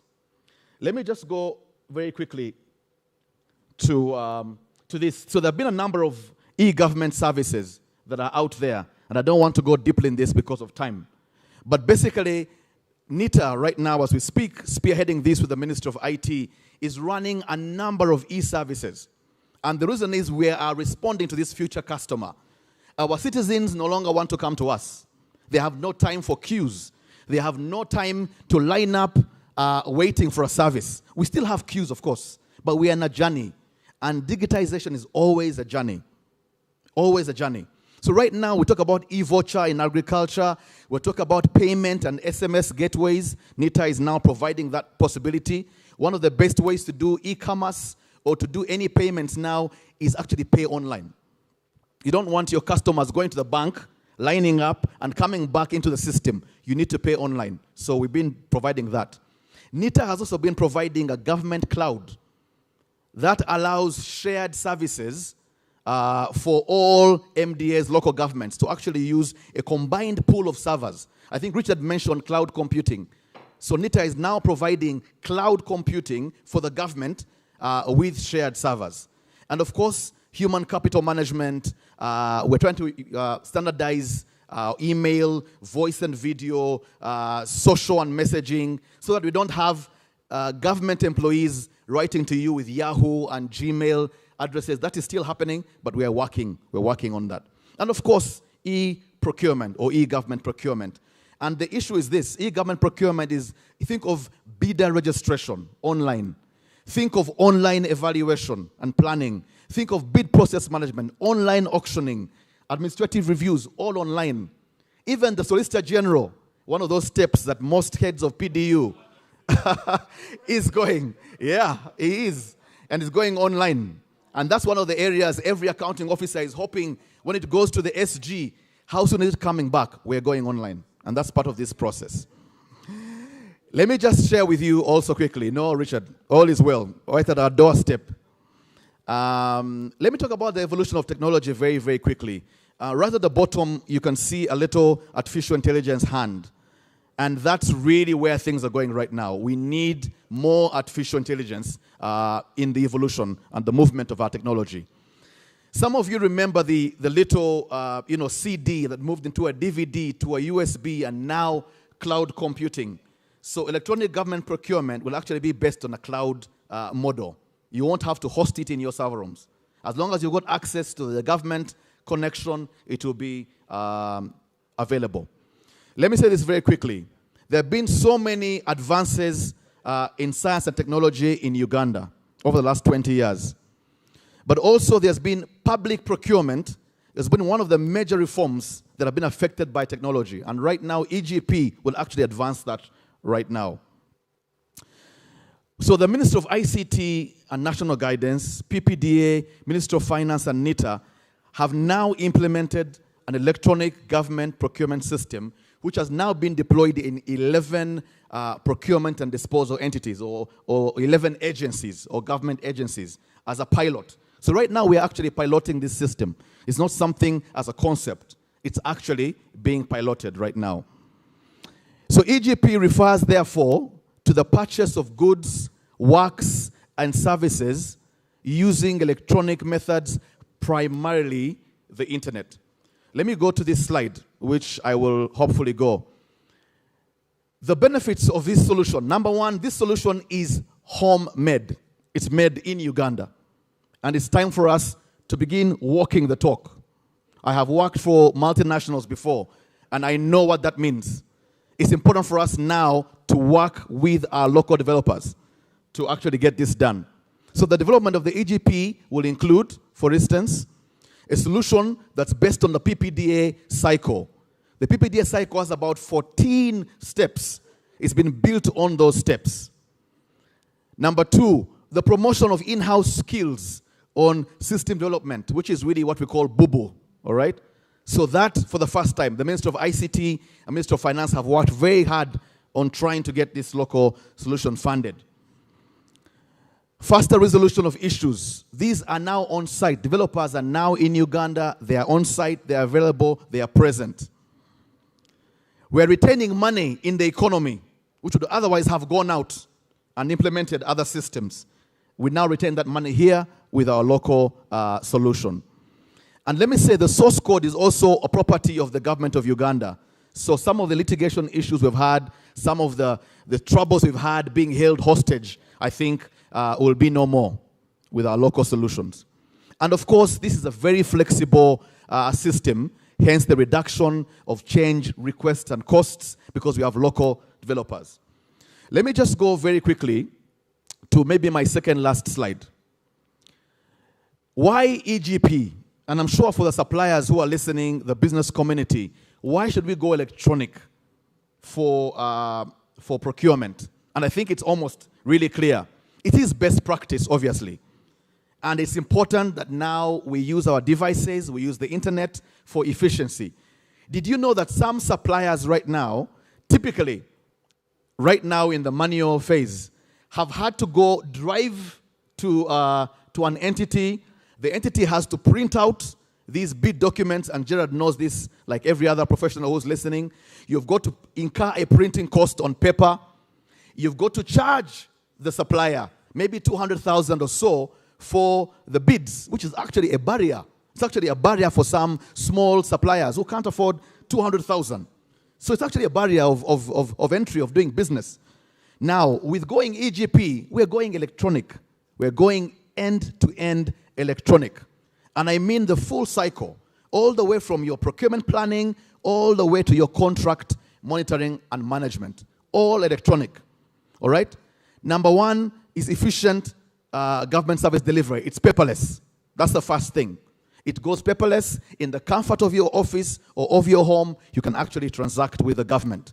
And I think let's make it clear for every supplier, It's important you listen carefully to this EGP story, because you will not be able to transact any business with NSSF or with the government unless you are enrolled on EGP. And I'll show you how we can enroll. Okay, so efficient government service delivery, which is paperless, very quickly. Reduction, reduced cost of bidding, like I said, printing cost, fees, traveling. What about timely and equal accessibility to information? Now every bidder, every supplier will now be on the home page of that system. You can all see the notices, you can all see the bids. Right now they have been, I think, in newspapers, sometimes in a little corner of one newspaper. And you cannot have access to this information unless you've got, a friend within the organization. But now this is democratized. As long as you're on the portal, you see all the public procurement adverts on that portal. So a level ground for supplier competitiveness, I think, is extremely important for our suppliers. Improved transparency and accountability of public procurement process. I think this is extremely key. Improved transparency and accountability. We can now all see the same thing. We can track the same thing. We can receive updates at the same time. We can now lodge a request, and everybody will be able to view that request equally. So improved transparency and accountability. We have trails in the system. You can go back and see who changed what, at what time, and who did what. So improved debriefing of unsuccessful bids. I think very important. Obtaining real-time feedback on tender specifications. Of course, now I'm talking, more of a procurement language, but I think those are the many suppliers who are logged in also. All right? Improved contract management, timeliness on delivery and payment. What if the 6-month cycle that you had can now come down to 3 months procurement? Half that time. If you go electronic, you will bring it down to more than half. Why? Because we have lost time in administrative tasks that are manual. There are many manual administrative tasks involved in the current process right now. And professionals who are listening will tell you the same. A lot of printing, a lot of evaluation committees coming together. How do you convene evaluation committees, contracts committees? Everything is manual. Delivery, you're stuck in a lift and the closing time for the bid is done. You're stuck in a lift. And imagine the lift, you had no control over the lift. But now you're stuck in a lift, it's closing time. And guess what? That is the rule. Your bid won't be accepted. You have spent 5 months putting together a huge paper bid, and you are stopped at the doorway. I know some suppliers who no longer brand their cars because they were being stopped at the gates of some entities, I'm told, in some years back. And now they don't even brand their cars because they were being targeted sometimes and stopped. If you move electronic, it is democratized. Everybody knows the closing time. You submit your bid electronically, it is evaluated electronically, it is approved electronically, you receive your bid advert electronically. And I think that's the point here. We want to improve value for money for taxpayers as well as development partners who are funding. I'm just going to go right, I think, to the end of my presentation. So what are the supplier touch points? And I think this is important, especially for suppliers who are logged in right now. You must be wondering, but how will it work? It will be electronic. You really must have devices. You must have laptops. You must have computers. This is the age anyway. You must have a tablet. You must have something to be a part of this.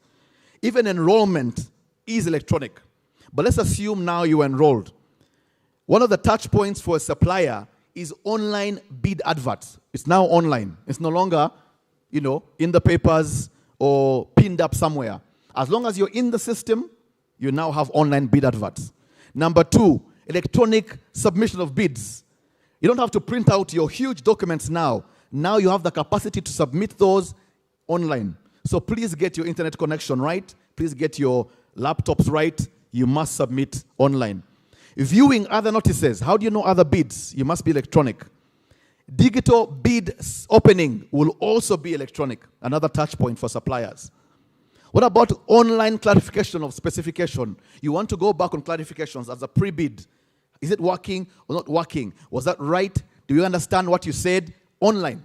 It won't be a physical meeting somewhere in worker's house. It will be now online, anywhere you are. And this works very well also for foreign suppliers who must be logged in right now. Both foreign and local suppliers, the cost of travel and presence is completely reduced Wherever you are in the comfort of your home, you are actually participating in the procurement. What about online contract review? Online contract approvals. I mentioned the Solicitor General will actually be online. So contracts will now be online. NITA is also working on digital authentication and electronic signatures, which means now we can digitally sign your contract. You don't have to print it out, have the MD and the ED sign it, scan it again, and put it in the system. We actually want to make sure we embed electronic signatures into the system to ensure that you can actually sign that out. So those are the touch points. But from a government perspective, that process goes all the way to contract management and contract monitoring. Ladies and gentlemen, I think that's really what I wanted to share with you in terms of our touch points. My plea to you is a call to partnership to all the suppliers who are out there, to all the professionals, government professionals. Get access to internet, register on EPG, or EGP, sorry, egpuganda.go.ug. Remember, egpuganda.go.ug. I request, and there are a couple of things that you can see now on your screens. We need your tax identification, your email addresses, registration numbers, and a couple of copies of certificates that must be valid. That is the way you enroll. I request that you on board. We actually work together on this to work through. But in summary, from requisition all the way through the supplier cycle to contract monitoring will now be electronic. Partner with the government, work with us to actually make the whole supply process to the government a much seamless and much easier process. It's a call to work with us. The future is here, and I want to thank you so much. Thank you.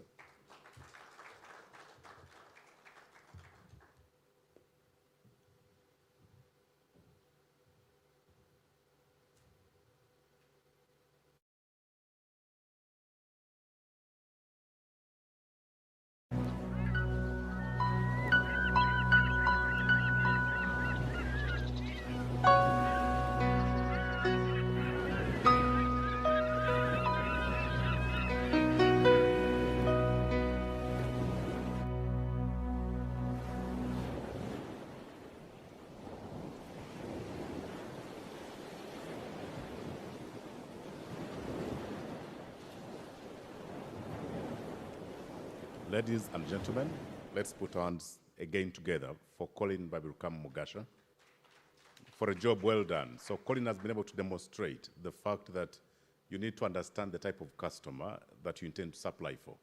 I mean, the picture that he did display was telling. Many of your customers today that you need to take your supplies to are not your traditional type of customer. They will not look for you. They expect that they can get everything electronically. They can simply get their phone and be able to transact. So Colin, well done. That was fantastic. I also want to recognize the presence of the Corporation Secretary of the Fund, Agnes Isharaza. Agnes, good to have you today. Right now is the moment when we're going to the Q&A. So I'm going to invite the panelists. I'm going to invite Richard, Gerard, Prof, and Colin to join me over here. And we go direct into the session of the Q&A. So gentlemen, over here, please.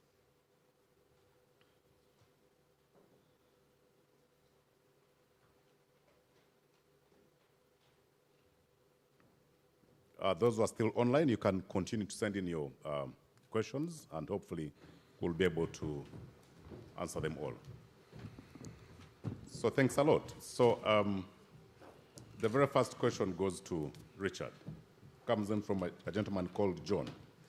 John says, Richard, most of the high-value procurements of the fund are awarded to foreign firms. What is the fund doing to ensure that local firms in Uganda develop capacity to meet the requirements for them to participate in such high-value deals? Richard, you want to take that right away? Thank you so much. Of course, it is something that is still inevitable. When Augustus, professor, was making his presentation, he showed you that the majority of supplies in the world is provided by China. Inevitably, the Chinese companies have been very, very competitive and also aggressive in getting business. So our intention is obviously to try and develop our local content. So we condition foreign firms that they must partner with local firms in order to build their own experiences. We also make sure that we work less for works that are less than 10 billion shillings are reserved for local firms. I can also make an announcement which is almost public. We are building a new property in Mbale town. It is going to cost us less than 10 billion shillings, and that has gone to a local company, not a Chinese company, not an Indian company, but a local Chinese, local Ugandan company.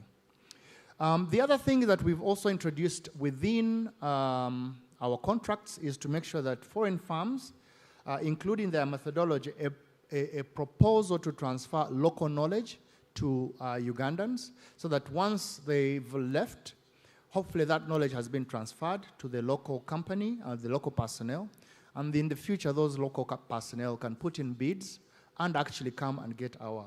So we are very, very supportive of local people, and we hope that that can make sure that in the future the Ugandan companies can have developed that capacity in order to build their own requirements and bring in the knowledge that's required and also the business that's required.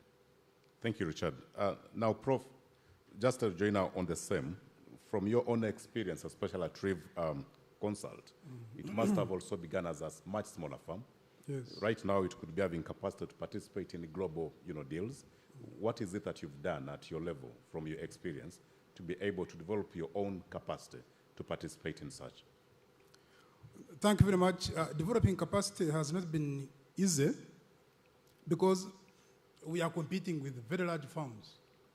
But for us, what we have been able to do is to develop the strategic fit I was describing here. So when you come to Reeve Consult, you know exactly what you are going to buy. And for us, we have our 3 major, if you want, objectives or goals. One of them is to produce very high quality product. 2 is to ensure that our product, the moment it leaves out of our door steps, is very high quality. And 3 is to ensure that everybody knows that we produce very high quality work. So we have really focused on quality production, and for us it has worked for us. I know very well that can be problematic to be in the market, as you know, but people are looking for quality. So if you focus on quality, you are going to compete effectively in the market. Thank you, Prof. This one goes to Colin.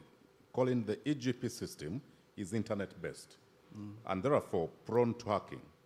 What assurances does NITAU give to firms that their company information shall remain secure and will not be abused when uploaded onto that system? Yeah, thank you. Thank you very much. I think the security question or data security question is always extremely key. And just to reaffirm our commitment as NITA, our commitment as the Minister of ICT and the government, that the building of this solution has had security in mind, from the design. We are cognizant that security will be a challenge and can be a challenge. It is one of the top global issues right now. Some of the largest firms in the world with a lot of security embedded have still been hacked. And so we are cognizant of that. And we are cognizant that there's no 100% security. But let me just reassure the public and of course the viewers and the suppliers that we've actually built in a multi-layer approach to security for this particular solution. This solution will actually be hosted in our national data center, which is actually hosted by NITA, where I work. And we've built in multi-layer approach to security. Some of you may understand firewalls and intrusion detection systems, anti-malware. Without going too deeply, we've actually layered that to ensure there is clear access control. So we are cognizant that suppliers' information will be extremely confidential and must be held that way. And we've built in those multi-layer levels to actually ensure that. So just to give a comfort to everybody that the government has built security in the design all the way to the implementation and the storage of that data. So we're making progress on that. Thank you. Thank you, Colin, for the assurances. Now, this one goes to Gerard from a gentleman called Tony Ongora. Tony says, the professor said that quality is a function of price, and so you should not award the bids to the lowest bidder. In your view, Gerard, what is the best mix for the suppliers to consider? Thank you so much. Professor is perfect, correct. We cannot consider price as the only element in procurement of goods and services. We need to consider the liability of the product that's being supplied and also the source. To what extent is the supplier reliable? If you say we talked about agility, to what extent if we have been disrupted, to what extent can you respond to our needs as a business? Another perspective you have to consider is also the time to deliver it. If you made an order today, say supply of a car, how long are you going to take to deliver this car to our business? Richard talked about the real estate. How many projects in Uganda are not progressing according to speed because of the contractors? To what extent can we consider time as a big element in the supply chain equation? What about, Professor talked about the local sources. In the future, if you develop optimum capacity, don't you think we should also consider foreign vis-a-vis the local suppliers? So for supplies that are below the 10 billion, can we consider the capacity of the local suppliers to deliver these services? But there is something that is new on the globe. That is business continuity plan. Many suppliers don't have plan B. We had a scenario, I want to mention the firm for supply of a certain item. They had only one plan. And when there was a disruption because of COVID, they were not able to deliver the product. And what means that we should award the contract based on the profile that we have done with the supplier, especially in terms of their business continuity plan, so that we are sure that whatever we are going to buy from the supplier will be delivered and will meet our business requirements. Thank you, Gerard. The next question comes in from a gentleman called Silver Fleet, and it goes to Richard. He says, great session and well done. My question goes to Richard and refers to the interest rates dilemma touched on by Prof. Is NSSF prepared or planning to offer cheaper financing to suppliers that are supplying in partnership with NSSF? Oh, $10 million question. Cheap, not too sure. Competitive, very sure. But I think that the whole issue around interest rates, I know when Professor was discussing this, I'm a very big passionate, very, very passionate about the price of money in this country, because I have been on both sides of this equation. I've been at the side where I was a banker and we were lending, and therefore lending at a price. And I've been at this side of the fund where we collect liabilities from our members, and we've got to actually make money for them, and therefore we have to give them a good return. So I've been on both sides to experience this. So what really drives the price of money? It is demand and supply. So as I always tell people, where does the supply of money come from in this economy? It comes from our savings. Unfortunately, in Uganda, we don't have a lot of savings. I think the latest numbers is about 19 trillion shillings in savings, of which 15 trillion of that is NSSF. So just from the public is about 4 trillion shillings. So we aren't saving enough. That is less than, slightly over almost 20% of Uganda's GDP. So not enough savings. In other countries, 100%, 50%, 80%. So the fact that there aren't savings, there aren't monies in here, that means that the demand, which is the loans, and also the demand from government. I'm sure you've had this huge debate around government not collecting enough taxes and therefore having to borrow both from the public and also from the banking system and also from abroad. So the whole issue around money supply has to be, you've got to have the issue of savings. We don't save enough as a country, and therefore the demand for those savings, or the demand for the assets, or for the loans, or for the bonds that government takes out of the economy, means that the interest rates have to remain high. So part of the solution is for Ugandans to save a little bit more, but also for government to find other ways of financing their projects rather than borrowing from the domestic economy. That will resolve the issue of interest rates. But we as a fund have tried to play our part, because our part is to collect the savings, and we contribute to that equation by making sure that once we provide those savings, they can be lent to either government or even to the public sector through the banking intermediation. Thank you, Richard. A question from Martin Kizito to Colin. With regard to the mandatory registration of suppliers on the proposed portal, why not simply integrate e-government system with URSB database such that suppliers whose firms are incorporated in Uganda do not have to submit paperwork again and again with each government system? Yes, very good question. Great question. Thank you very much. And I think that will go to many other entities, KCCA. Think of anybody else who generates that kind of, permits or approvals. I think the answer to you is that you actually got it right. The government is working, and this is just the pilot phase where we are moving a little bit ahead of the integration project. So NITA is, as we speak right now, and that's part of my directorate, so you're actually speaking to my job. In about 4 to 5 months, we will be launching government integration, a project that will actually integrate all the government players. It is true that government right now is operating in silos. KCCA, NSSF still has to do some kind of registration, while NIRA has all the biometrics and information. You also have URSB, you have KCCA, you have all these players around doing similar government work, but in silos. This was identified a couple of months back. We are now about 60–70% of that project moving. We hope that in August this year, we will be launching an integration launch. And that really means that KCCA, URSB, as you mentioned rightly, Mr. Kizito, will now be integrated with EGP, with payment systems, with NIRA for individual registration, deaths and births. All those government entities now will be integrated. Our pilot will have 12 entities, and URSB and EGP are obviously in the pilot, but that will now be rolled out to all other data-owning entities to ensure that they are integrated.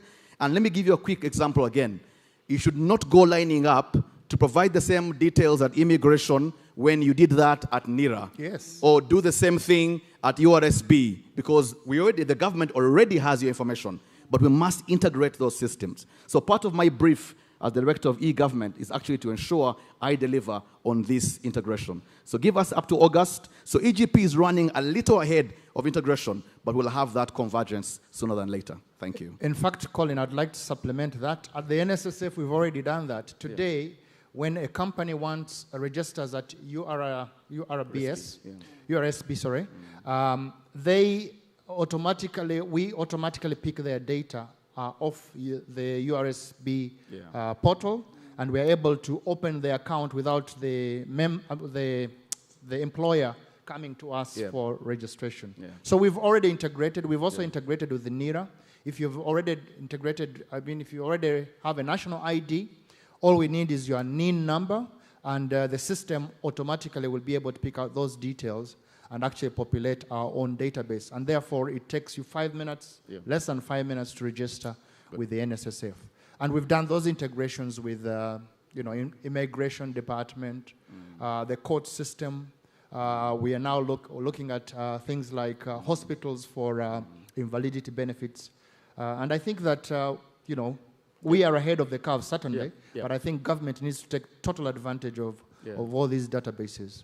Exactly. Maybe just to say that again, I think, Richard, and that's the point, that NSSF has actually taken lead, like many others, to actually implement some of these things as we put ourselves together. Those integrations are actually, as you speak right now, Richard, are point-to-point integrations that entities are doing in their own initiative. But like you rightly said, the government now has got to complete the government-grade full integration, and that's what we need to do. So great job, NSSF. Thank you, Colin. Now, from anonymous to Prof. Prof, as a small enterprise, in what ways can I meaningfully contribute to the growth of the economy? Thank you very much. That's lecture number 15, right? Of course, you need to know that all countries that have recently transformed have done so not from very large companies. One example is China, South Korea, Singapore, all these countries which are our household names have not been having very large companies. They have had very small companies. Here, what you call SMEs. So SMEs are a biggest contributor to economic growth. Why? Because they have the critical mass of the population. Actually, in Bangkok, you arrive at the airport, this island, the land of smiles. Of course, everybody's smiling. That person who is smiling already has, they call them functional homes. Functional homes. So here you have sitting rooms, bedroom. Some of you have, I don't know how many sitting rooms for in your houses, which we have been visiting you and so on. But for them, each home is functional, meaning in the English language that it is also a production center. Either it has a tailoring facility there, somebody is roasting ground nuts, somebody is making pancakes and packing them and taking the nearest supermarket. So an SME has the greatest ability to contribute to growth. Why? They are the biggest. In Uganda, they constitute about 60% of the entire employment. All of these borders that you are seeing, these are SMEs, saloons, those are SMEs. How many people are they employing? The largest number of employment in the government sector here and very large companies, we don't employ many people. Then two, they create what we refer to as velocity of money, saving to income. The relation between saving and income, which creates velocity. The velocity of money is how money moves. At what speed does money move from one person to the other? Now, if you have an economy where money stays in one place and it doesn't move from one person to the other, it does not create economic enterprise development and income. Because also government gets tax from when money is moving, especially at consumption level. So they create velocity of money, they create very high speed of movement of money. They are the ones employing, but they should add value. If you don't want to compete effectively, you add value to the product that you are producing. Otherwise, you are going to be out-competed. So our problems now of SMEs, as Richard has already explained it to you, is because they cannot be able to get cheap money. The money is high, even the money that we put in UDB. I was arguing with the president and government that instead of putting 500 billion in UDB, how many people put up your hand? If you have your sister who is in Katwe in Bugai, say, SMEs were talking about these girls in Bugai who are making these doors, they are building these windows we are buying, and they are actually, don't you realize the windows are almost the same as we are getting also from Wansang? There's not much difference unless you are ostentatious, as I was explaining, but they're almost the same. But can the person get money, which is cheap, to be able to compete effectively with especially these companies which are coming from outside? So we need to realize that these SMEs are very, very important. And for me, what I proposed to government 2 days ago, it was actually last Friday, is to ensure that these girls and boys can access this money without, Richard, the banks. You can imagine somebody who is welding in Bugaisi and is smoothing the windows you have been buying and these doors, the shutters. And you expect this person to go to UDB and to NSSF. Richard sits at 14th floor. You see how your building looks like, how all these banks look like. These banks are not friendly, Richard. They are not. Somebody has to buy a very good dress and a suit to be able to be accepted in this place. And I want to congratulate these banks recently, including Absa, which is Barclays. Find Barclays is already in Chengera. In some garage somewhere, you find Barclays. This is a very tremendous achievement. On the agency model. Yeah, for the country. So you do financial deepening. That's what you call inclusion, so that you are bringing many more intermediaries relative to GDP. And once you create many economic agents and intermediaries, then these girls and boys can access. So I told the government, Collins, that this money either be removed from UDB, maybe 70% of it, because I don't think that micro support, finance support center can fill in the process of where these people can get money. So let's put that money in micro finance support center, which is relatively more friendly in terms of the language, where these people can get the money, and then these people, may I believe that the SMEs is the magic, it's the magic bullet. Just get it from me, because I've researched recently on 600 years. I did an econometric model of 600 years, trying to find out of 192 countries, including Monaco and Vatican, plus the other 190, which country moved faster and for what reason? And the point was that the country that moved faster and transformed Its people. really was the country which was talking to many people. And here, when you want to talk to many people, you're talking to two sectors. The SME sector, and now the agriculture what? The agriculture sector. So is it China? So this is what China did. China has chased poverty in 20 years. And for you, you are thinking of 2040. 2040 for what? They have chased poverty in 20 years. How? By focusing on SMEs. In China, you go to China. You go to China and see what is happening. They don't have everybody is producing something. Everybody is a business. Everybody is productive. And also, Mr. Moderator, what they did also, especially China and Germany. Germany, I told you, is the best economy in Europe, in the European Union. Have you seen Angela Merkel, who was given a 6-minute standing ovation, the whole country, giving a president, their chancellor, 6-minute standing ovation. Why? Because even within COVID, I don't know what magic Angela Merkel used. I don't know within the Eurozone, when Spain and Portugal were suffering in the Eurozone, and Germany was not. Why? Because exactly Germany has got an education system. If you are like in the equivalent of S2 here, senior 2, those who have been in Germany and you are interested, you are just not going to shop and eat ice cream and so on. Everybody becomes a technician. Yes. After S2, equivalent of S2 here. In fact, by the time the person is finishing that qualification, either they go to UK to study more.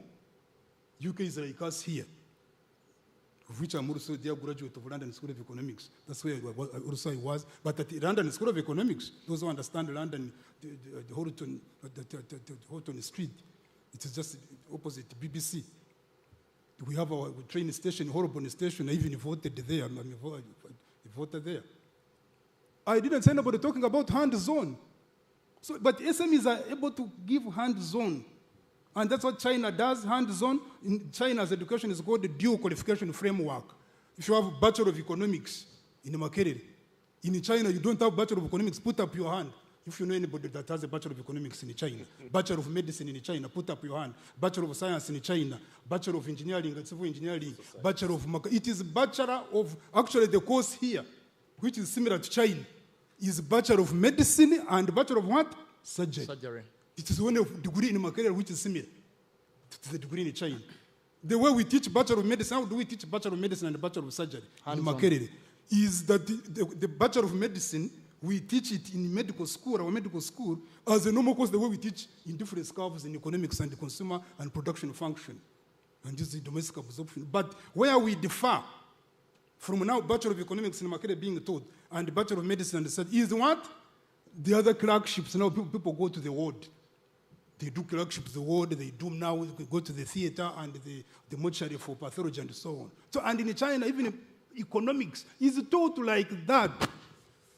They have Bachelor of Economics together with the Bachelor of Plumbing, Bachelor of Economics, Bachelor of Electronics. This is series now. So as that economist, I would be able to make a solution on these rights. These are now in series. These are in parallel. So in China, what are you talking about? In China, there is no one who is going to fail to get a job. China is going to rule you for the next 100 years. If you survive with the British colonialism. Develop value addition on your product, especially those who are claiming to be educated. And then your SMEs will compete And that what will form the magic bullet for you to compete effectively with the others. Bangkok, South Korea, under General Park, Singapore, Vietnam, same thing. And I want to congratulate my friend John Warugembe, the chairman of, he has registered, I think, over 1 million SMEs. But I was asking, we don't see your products which can really compete and convince us. And of course, they said, Richard, the money is very expensive to get this money. So let's tell government, this money, we don't want it to be in UDB. We cannot access it. Let the money go to where it's, let money come to the people who need it. Thank you so much, Prof. Now the final question goes to Richard, after which we'll get a parting shot from each person here. Richard, you've got a fan in Emmanuel Sanyu, who says, thanks, Richard, for actually being a lead of transformation rather than just managing the fund in the same way many government entities end up. Now he goes to his question after all the praises. Why are the housing units at Lubowa, for instance, too high in price for the ordinary Ugandan? Could you, Richard, kindly justify that cost? So, Richard, that's your final question. Yes, I can't justify the cost. I know that it is expensive. I would like to go on national TV and apologize to the population of Uganda that the houses we put in Lubowa, the houses we are going to put in Temangalo, the houses we are going to put in Nsimbe will be very expensive. And the reason is one. The reason you price a good is because of the inputs. What are the inputs of a house? So one is the brick and mortar that you put there and all the bits and pieces. That's one. Number two is the land. You bought the land and you put the price in there. Number three, and most importantly, is the infrastructure. So what is infrastructure? It is the roads, it is the water, it is the electricity, it is the amenities that you're going to put there. So, three components. The land. Every single time NSSF wants to buy land, you know what happens, all right? The price shoots up. There's a premium for that. Unfortunately for us as well, a lot of our land were involved in scandals. So you know about those things. So we are dealing with the past. But that price has to be built within the product. So that's the first part. That one is almost a fixed cost. We can't do anything about it. The one where we have a possibility of dealing with it is the one I appeal to our suppliers today. We can come up with technology to build this stuff cheaper. We can come up with technology to build this stuff more efficiently. We can come up with technology that can bring the unit cost down, as I suggested, to about 100 million shillings. But that can only happen in that component of the brick and mortar that we're actually using, all right? So maybe try out, instead of using the matafali, try and use some concrete stuff, you know, which comes up with, you know, like sheets, prefabricated sheets.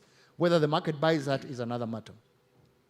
But the last one, and this is where I would really like to appeal, almost 45% of our cost on a unit house is the infrastructure. Did you hear that right?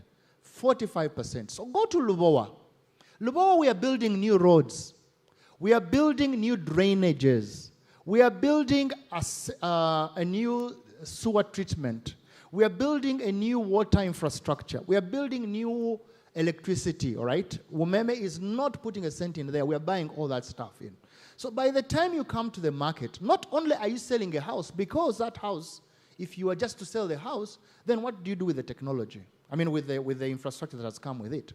So as soon as we get a solution for infrastructure, as soon as we get a solution for land, then it will be very difficult to come up with a house. Otherwise, you'll end up having something that is not habitable. So my assurance to the public is that we continue to innovate. That's why we have these supplier forums, so that we can talk to our suppliers and tell them, look, we have this problem. Why don't you come with us? Why can't we find a solution? Why can't we find a cheap way of producing the infrastructure? How can't we find a cheap way of producing the brick and mortar? And hopefully, can we get land that is cheap so that we can go to our members and give them products that they can afford. Thank you so much. Gentlemen, now it's time to do your parting shots. So I'll directly go to Colin. Your parting shots, Colin. Okay, thank you. Thank you very much. Let me first of all thank the viewers who logged in today and spent their time watching us. I want to thank NSSF, obviously, for leading the way in the digital journey, even for the government. I believe that it's no longer a question of why or if to go digital. I think it's more a question of when and how. And therefore, it's important for every SME, every supplier, every organization to begin placing digital high on the agenda. It's also a call for all suppliers. Please register. I'm parting with this. Please register. It's the only way to do business with NSSF or any other government entity. You need to register and register today. I also want to just say embrace digital and keep innovating. Partner with the government, to improve service delivery, and that's really our job. And I want to say on behalf of NITA and the e-governance perspective, we are committed to really bring the cost of access to ICTs down. And just to speak to you, our esteemed citizens, that you are our esteemed customers, and we're looking forward to innovating and serving you better. So thank you, and partner with us. Thank you, Colin. Gerard, over to you for your parting shots. Thank you. Would like to thank you, viewers, the media, my team that has put this together, and I hope you've learned something, the procurement professionals out there. We would love that we improve on our procurement processes. We are calling for procurement agility. So we hope in the near future, Uganda will have a new taste of procurement services. I would love to thank the panelists that have been here today, Colin, Professor Nwagaba, Richard, for putting these wonderful presentations. We thank you. Thank you, Gerard. Prof, over to you now for your parting shots. Thank you very much. I think it is important to not to get worried. I don't want anybody here to get worried. We have got, the world is now about 80 billion people, and that's the market. So what you need to do is to develop a strategic feed operating at blue ocean strategic direction. When you enter our University of London, you will find those who know Marriott Street, Southampton Road, going to London, Holborn Station. You will find a plug on top of the University of London, the way you find here at the University, our University of Makerere here, the mini gate. And what is written there is just listen. That's what I want you to take. It is not the most intelligent, it is not the most powerful that will survive. It is not the most intelligent that will survive. It is that person who is willing to adapt to change. Those who have been our visitors in the University of London. I'm a graduate of the University of London. I've already told you, as well as Makerere. So please, Ugandans, adapt, change. And Collins has been telling you here. Don't quarrel that it's a small country. That's how God gave you. If you have one child, are you going to quarrel that others have 20? You make sure you educate that one child effectively and can compete. Even if that child didn't go to Namagunga or Obudo. If you went to Namagunga or Obudo, you come here and we debate. Why didn't they call you? Why did they call me? Me, I studied in 500 kilometers from here. But Richard called me, probably I can be useful here. I didn't need to go to Budo. I didn't need to go to Namagunga if I was a girl. But I have harnessed my capabilities, you could have realized it. I have harnessed that capability. Harness your capability, and you can compete with these Budo and Namagunga people. And don't get worried. All these are schools. Read your books and develop what you are known for to be able to do effectively. People will come and buy your product. It is not the most intelligent. It is not, let me repeat it, it is in Chidamu. It is not the most intelligent. It's not the most powerful. It's not that one which has a drone. It's not America which has a 24-point-something trillion GDP. Our GDP is 40. It is 0.00012 of US. But we can sell a commodity to US. We can sell a commodity to US. Just develop it very well. And they can know you that you produce it. Thank you very much. Thank you, Prof. You couldn't have ended on a better note. Yeah? Adapt. So, Richard, over to you for your parting shots. So thank you so much, first of all, for contributing. I would like to end on this note. In the past, NSSF's procurement process was characterized by complaints. The biggest scandals in this country all used to be at NSSF. There used to be a lot of complaints by bidders, even fraud. However, in recent times, you have seen, in the 10 years I have been at the NSSF, there's been stability. Projects have progressed very well. We've done some of the biggest. We're doing the tallest building here. We're doing the biggest city Uganda has seen. We are in the process of putting up what I call standard buildings in all the cities, recently declared cities of Uganda. We are in Jinja, we are in Mbarara, we are building in Mbale, we are going to build in Gulu. So we've really done well. We've done this through a lot of transparency, effectiveness in the procurement process. We've introduced in controls. We've introduced routine audits. We've automated. We've got one of the best automated procurement system in this country, I must say. Forget about the private sector. We are the best. We've enhanced efficiencies. We've hired very competent people. Gerald and his team are one of the best people in procurement in this town. We've increased their skills. We've conducted this Supplier Forum every single year for the last 5 years.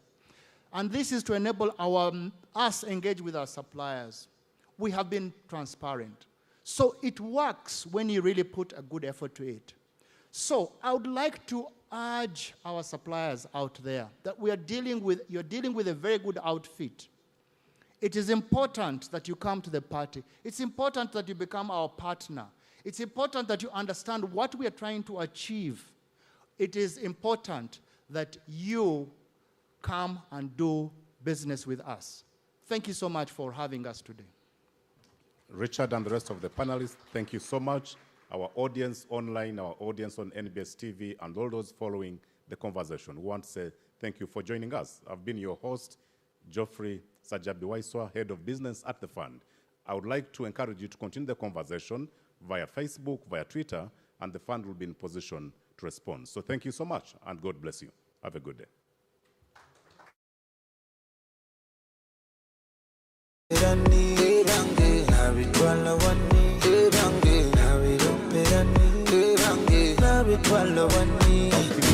just like to inform our studio audience and our guests that there is lunch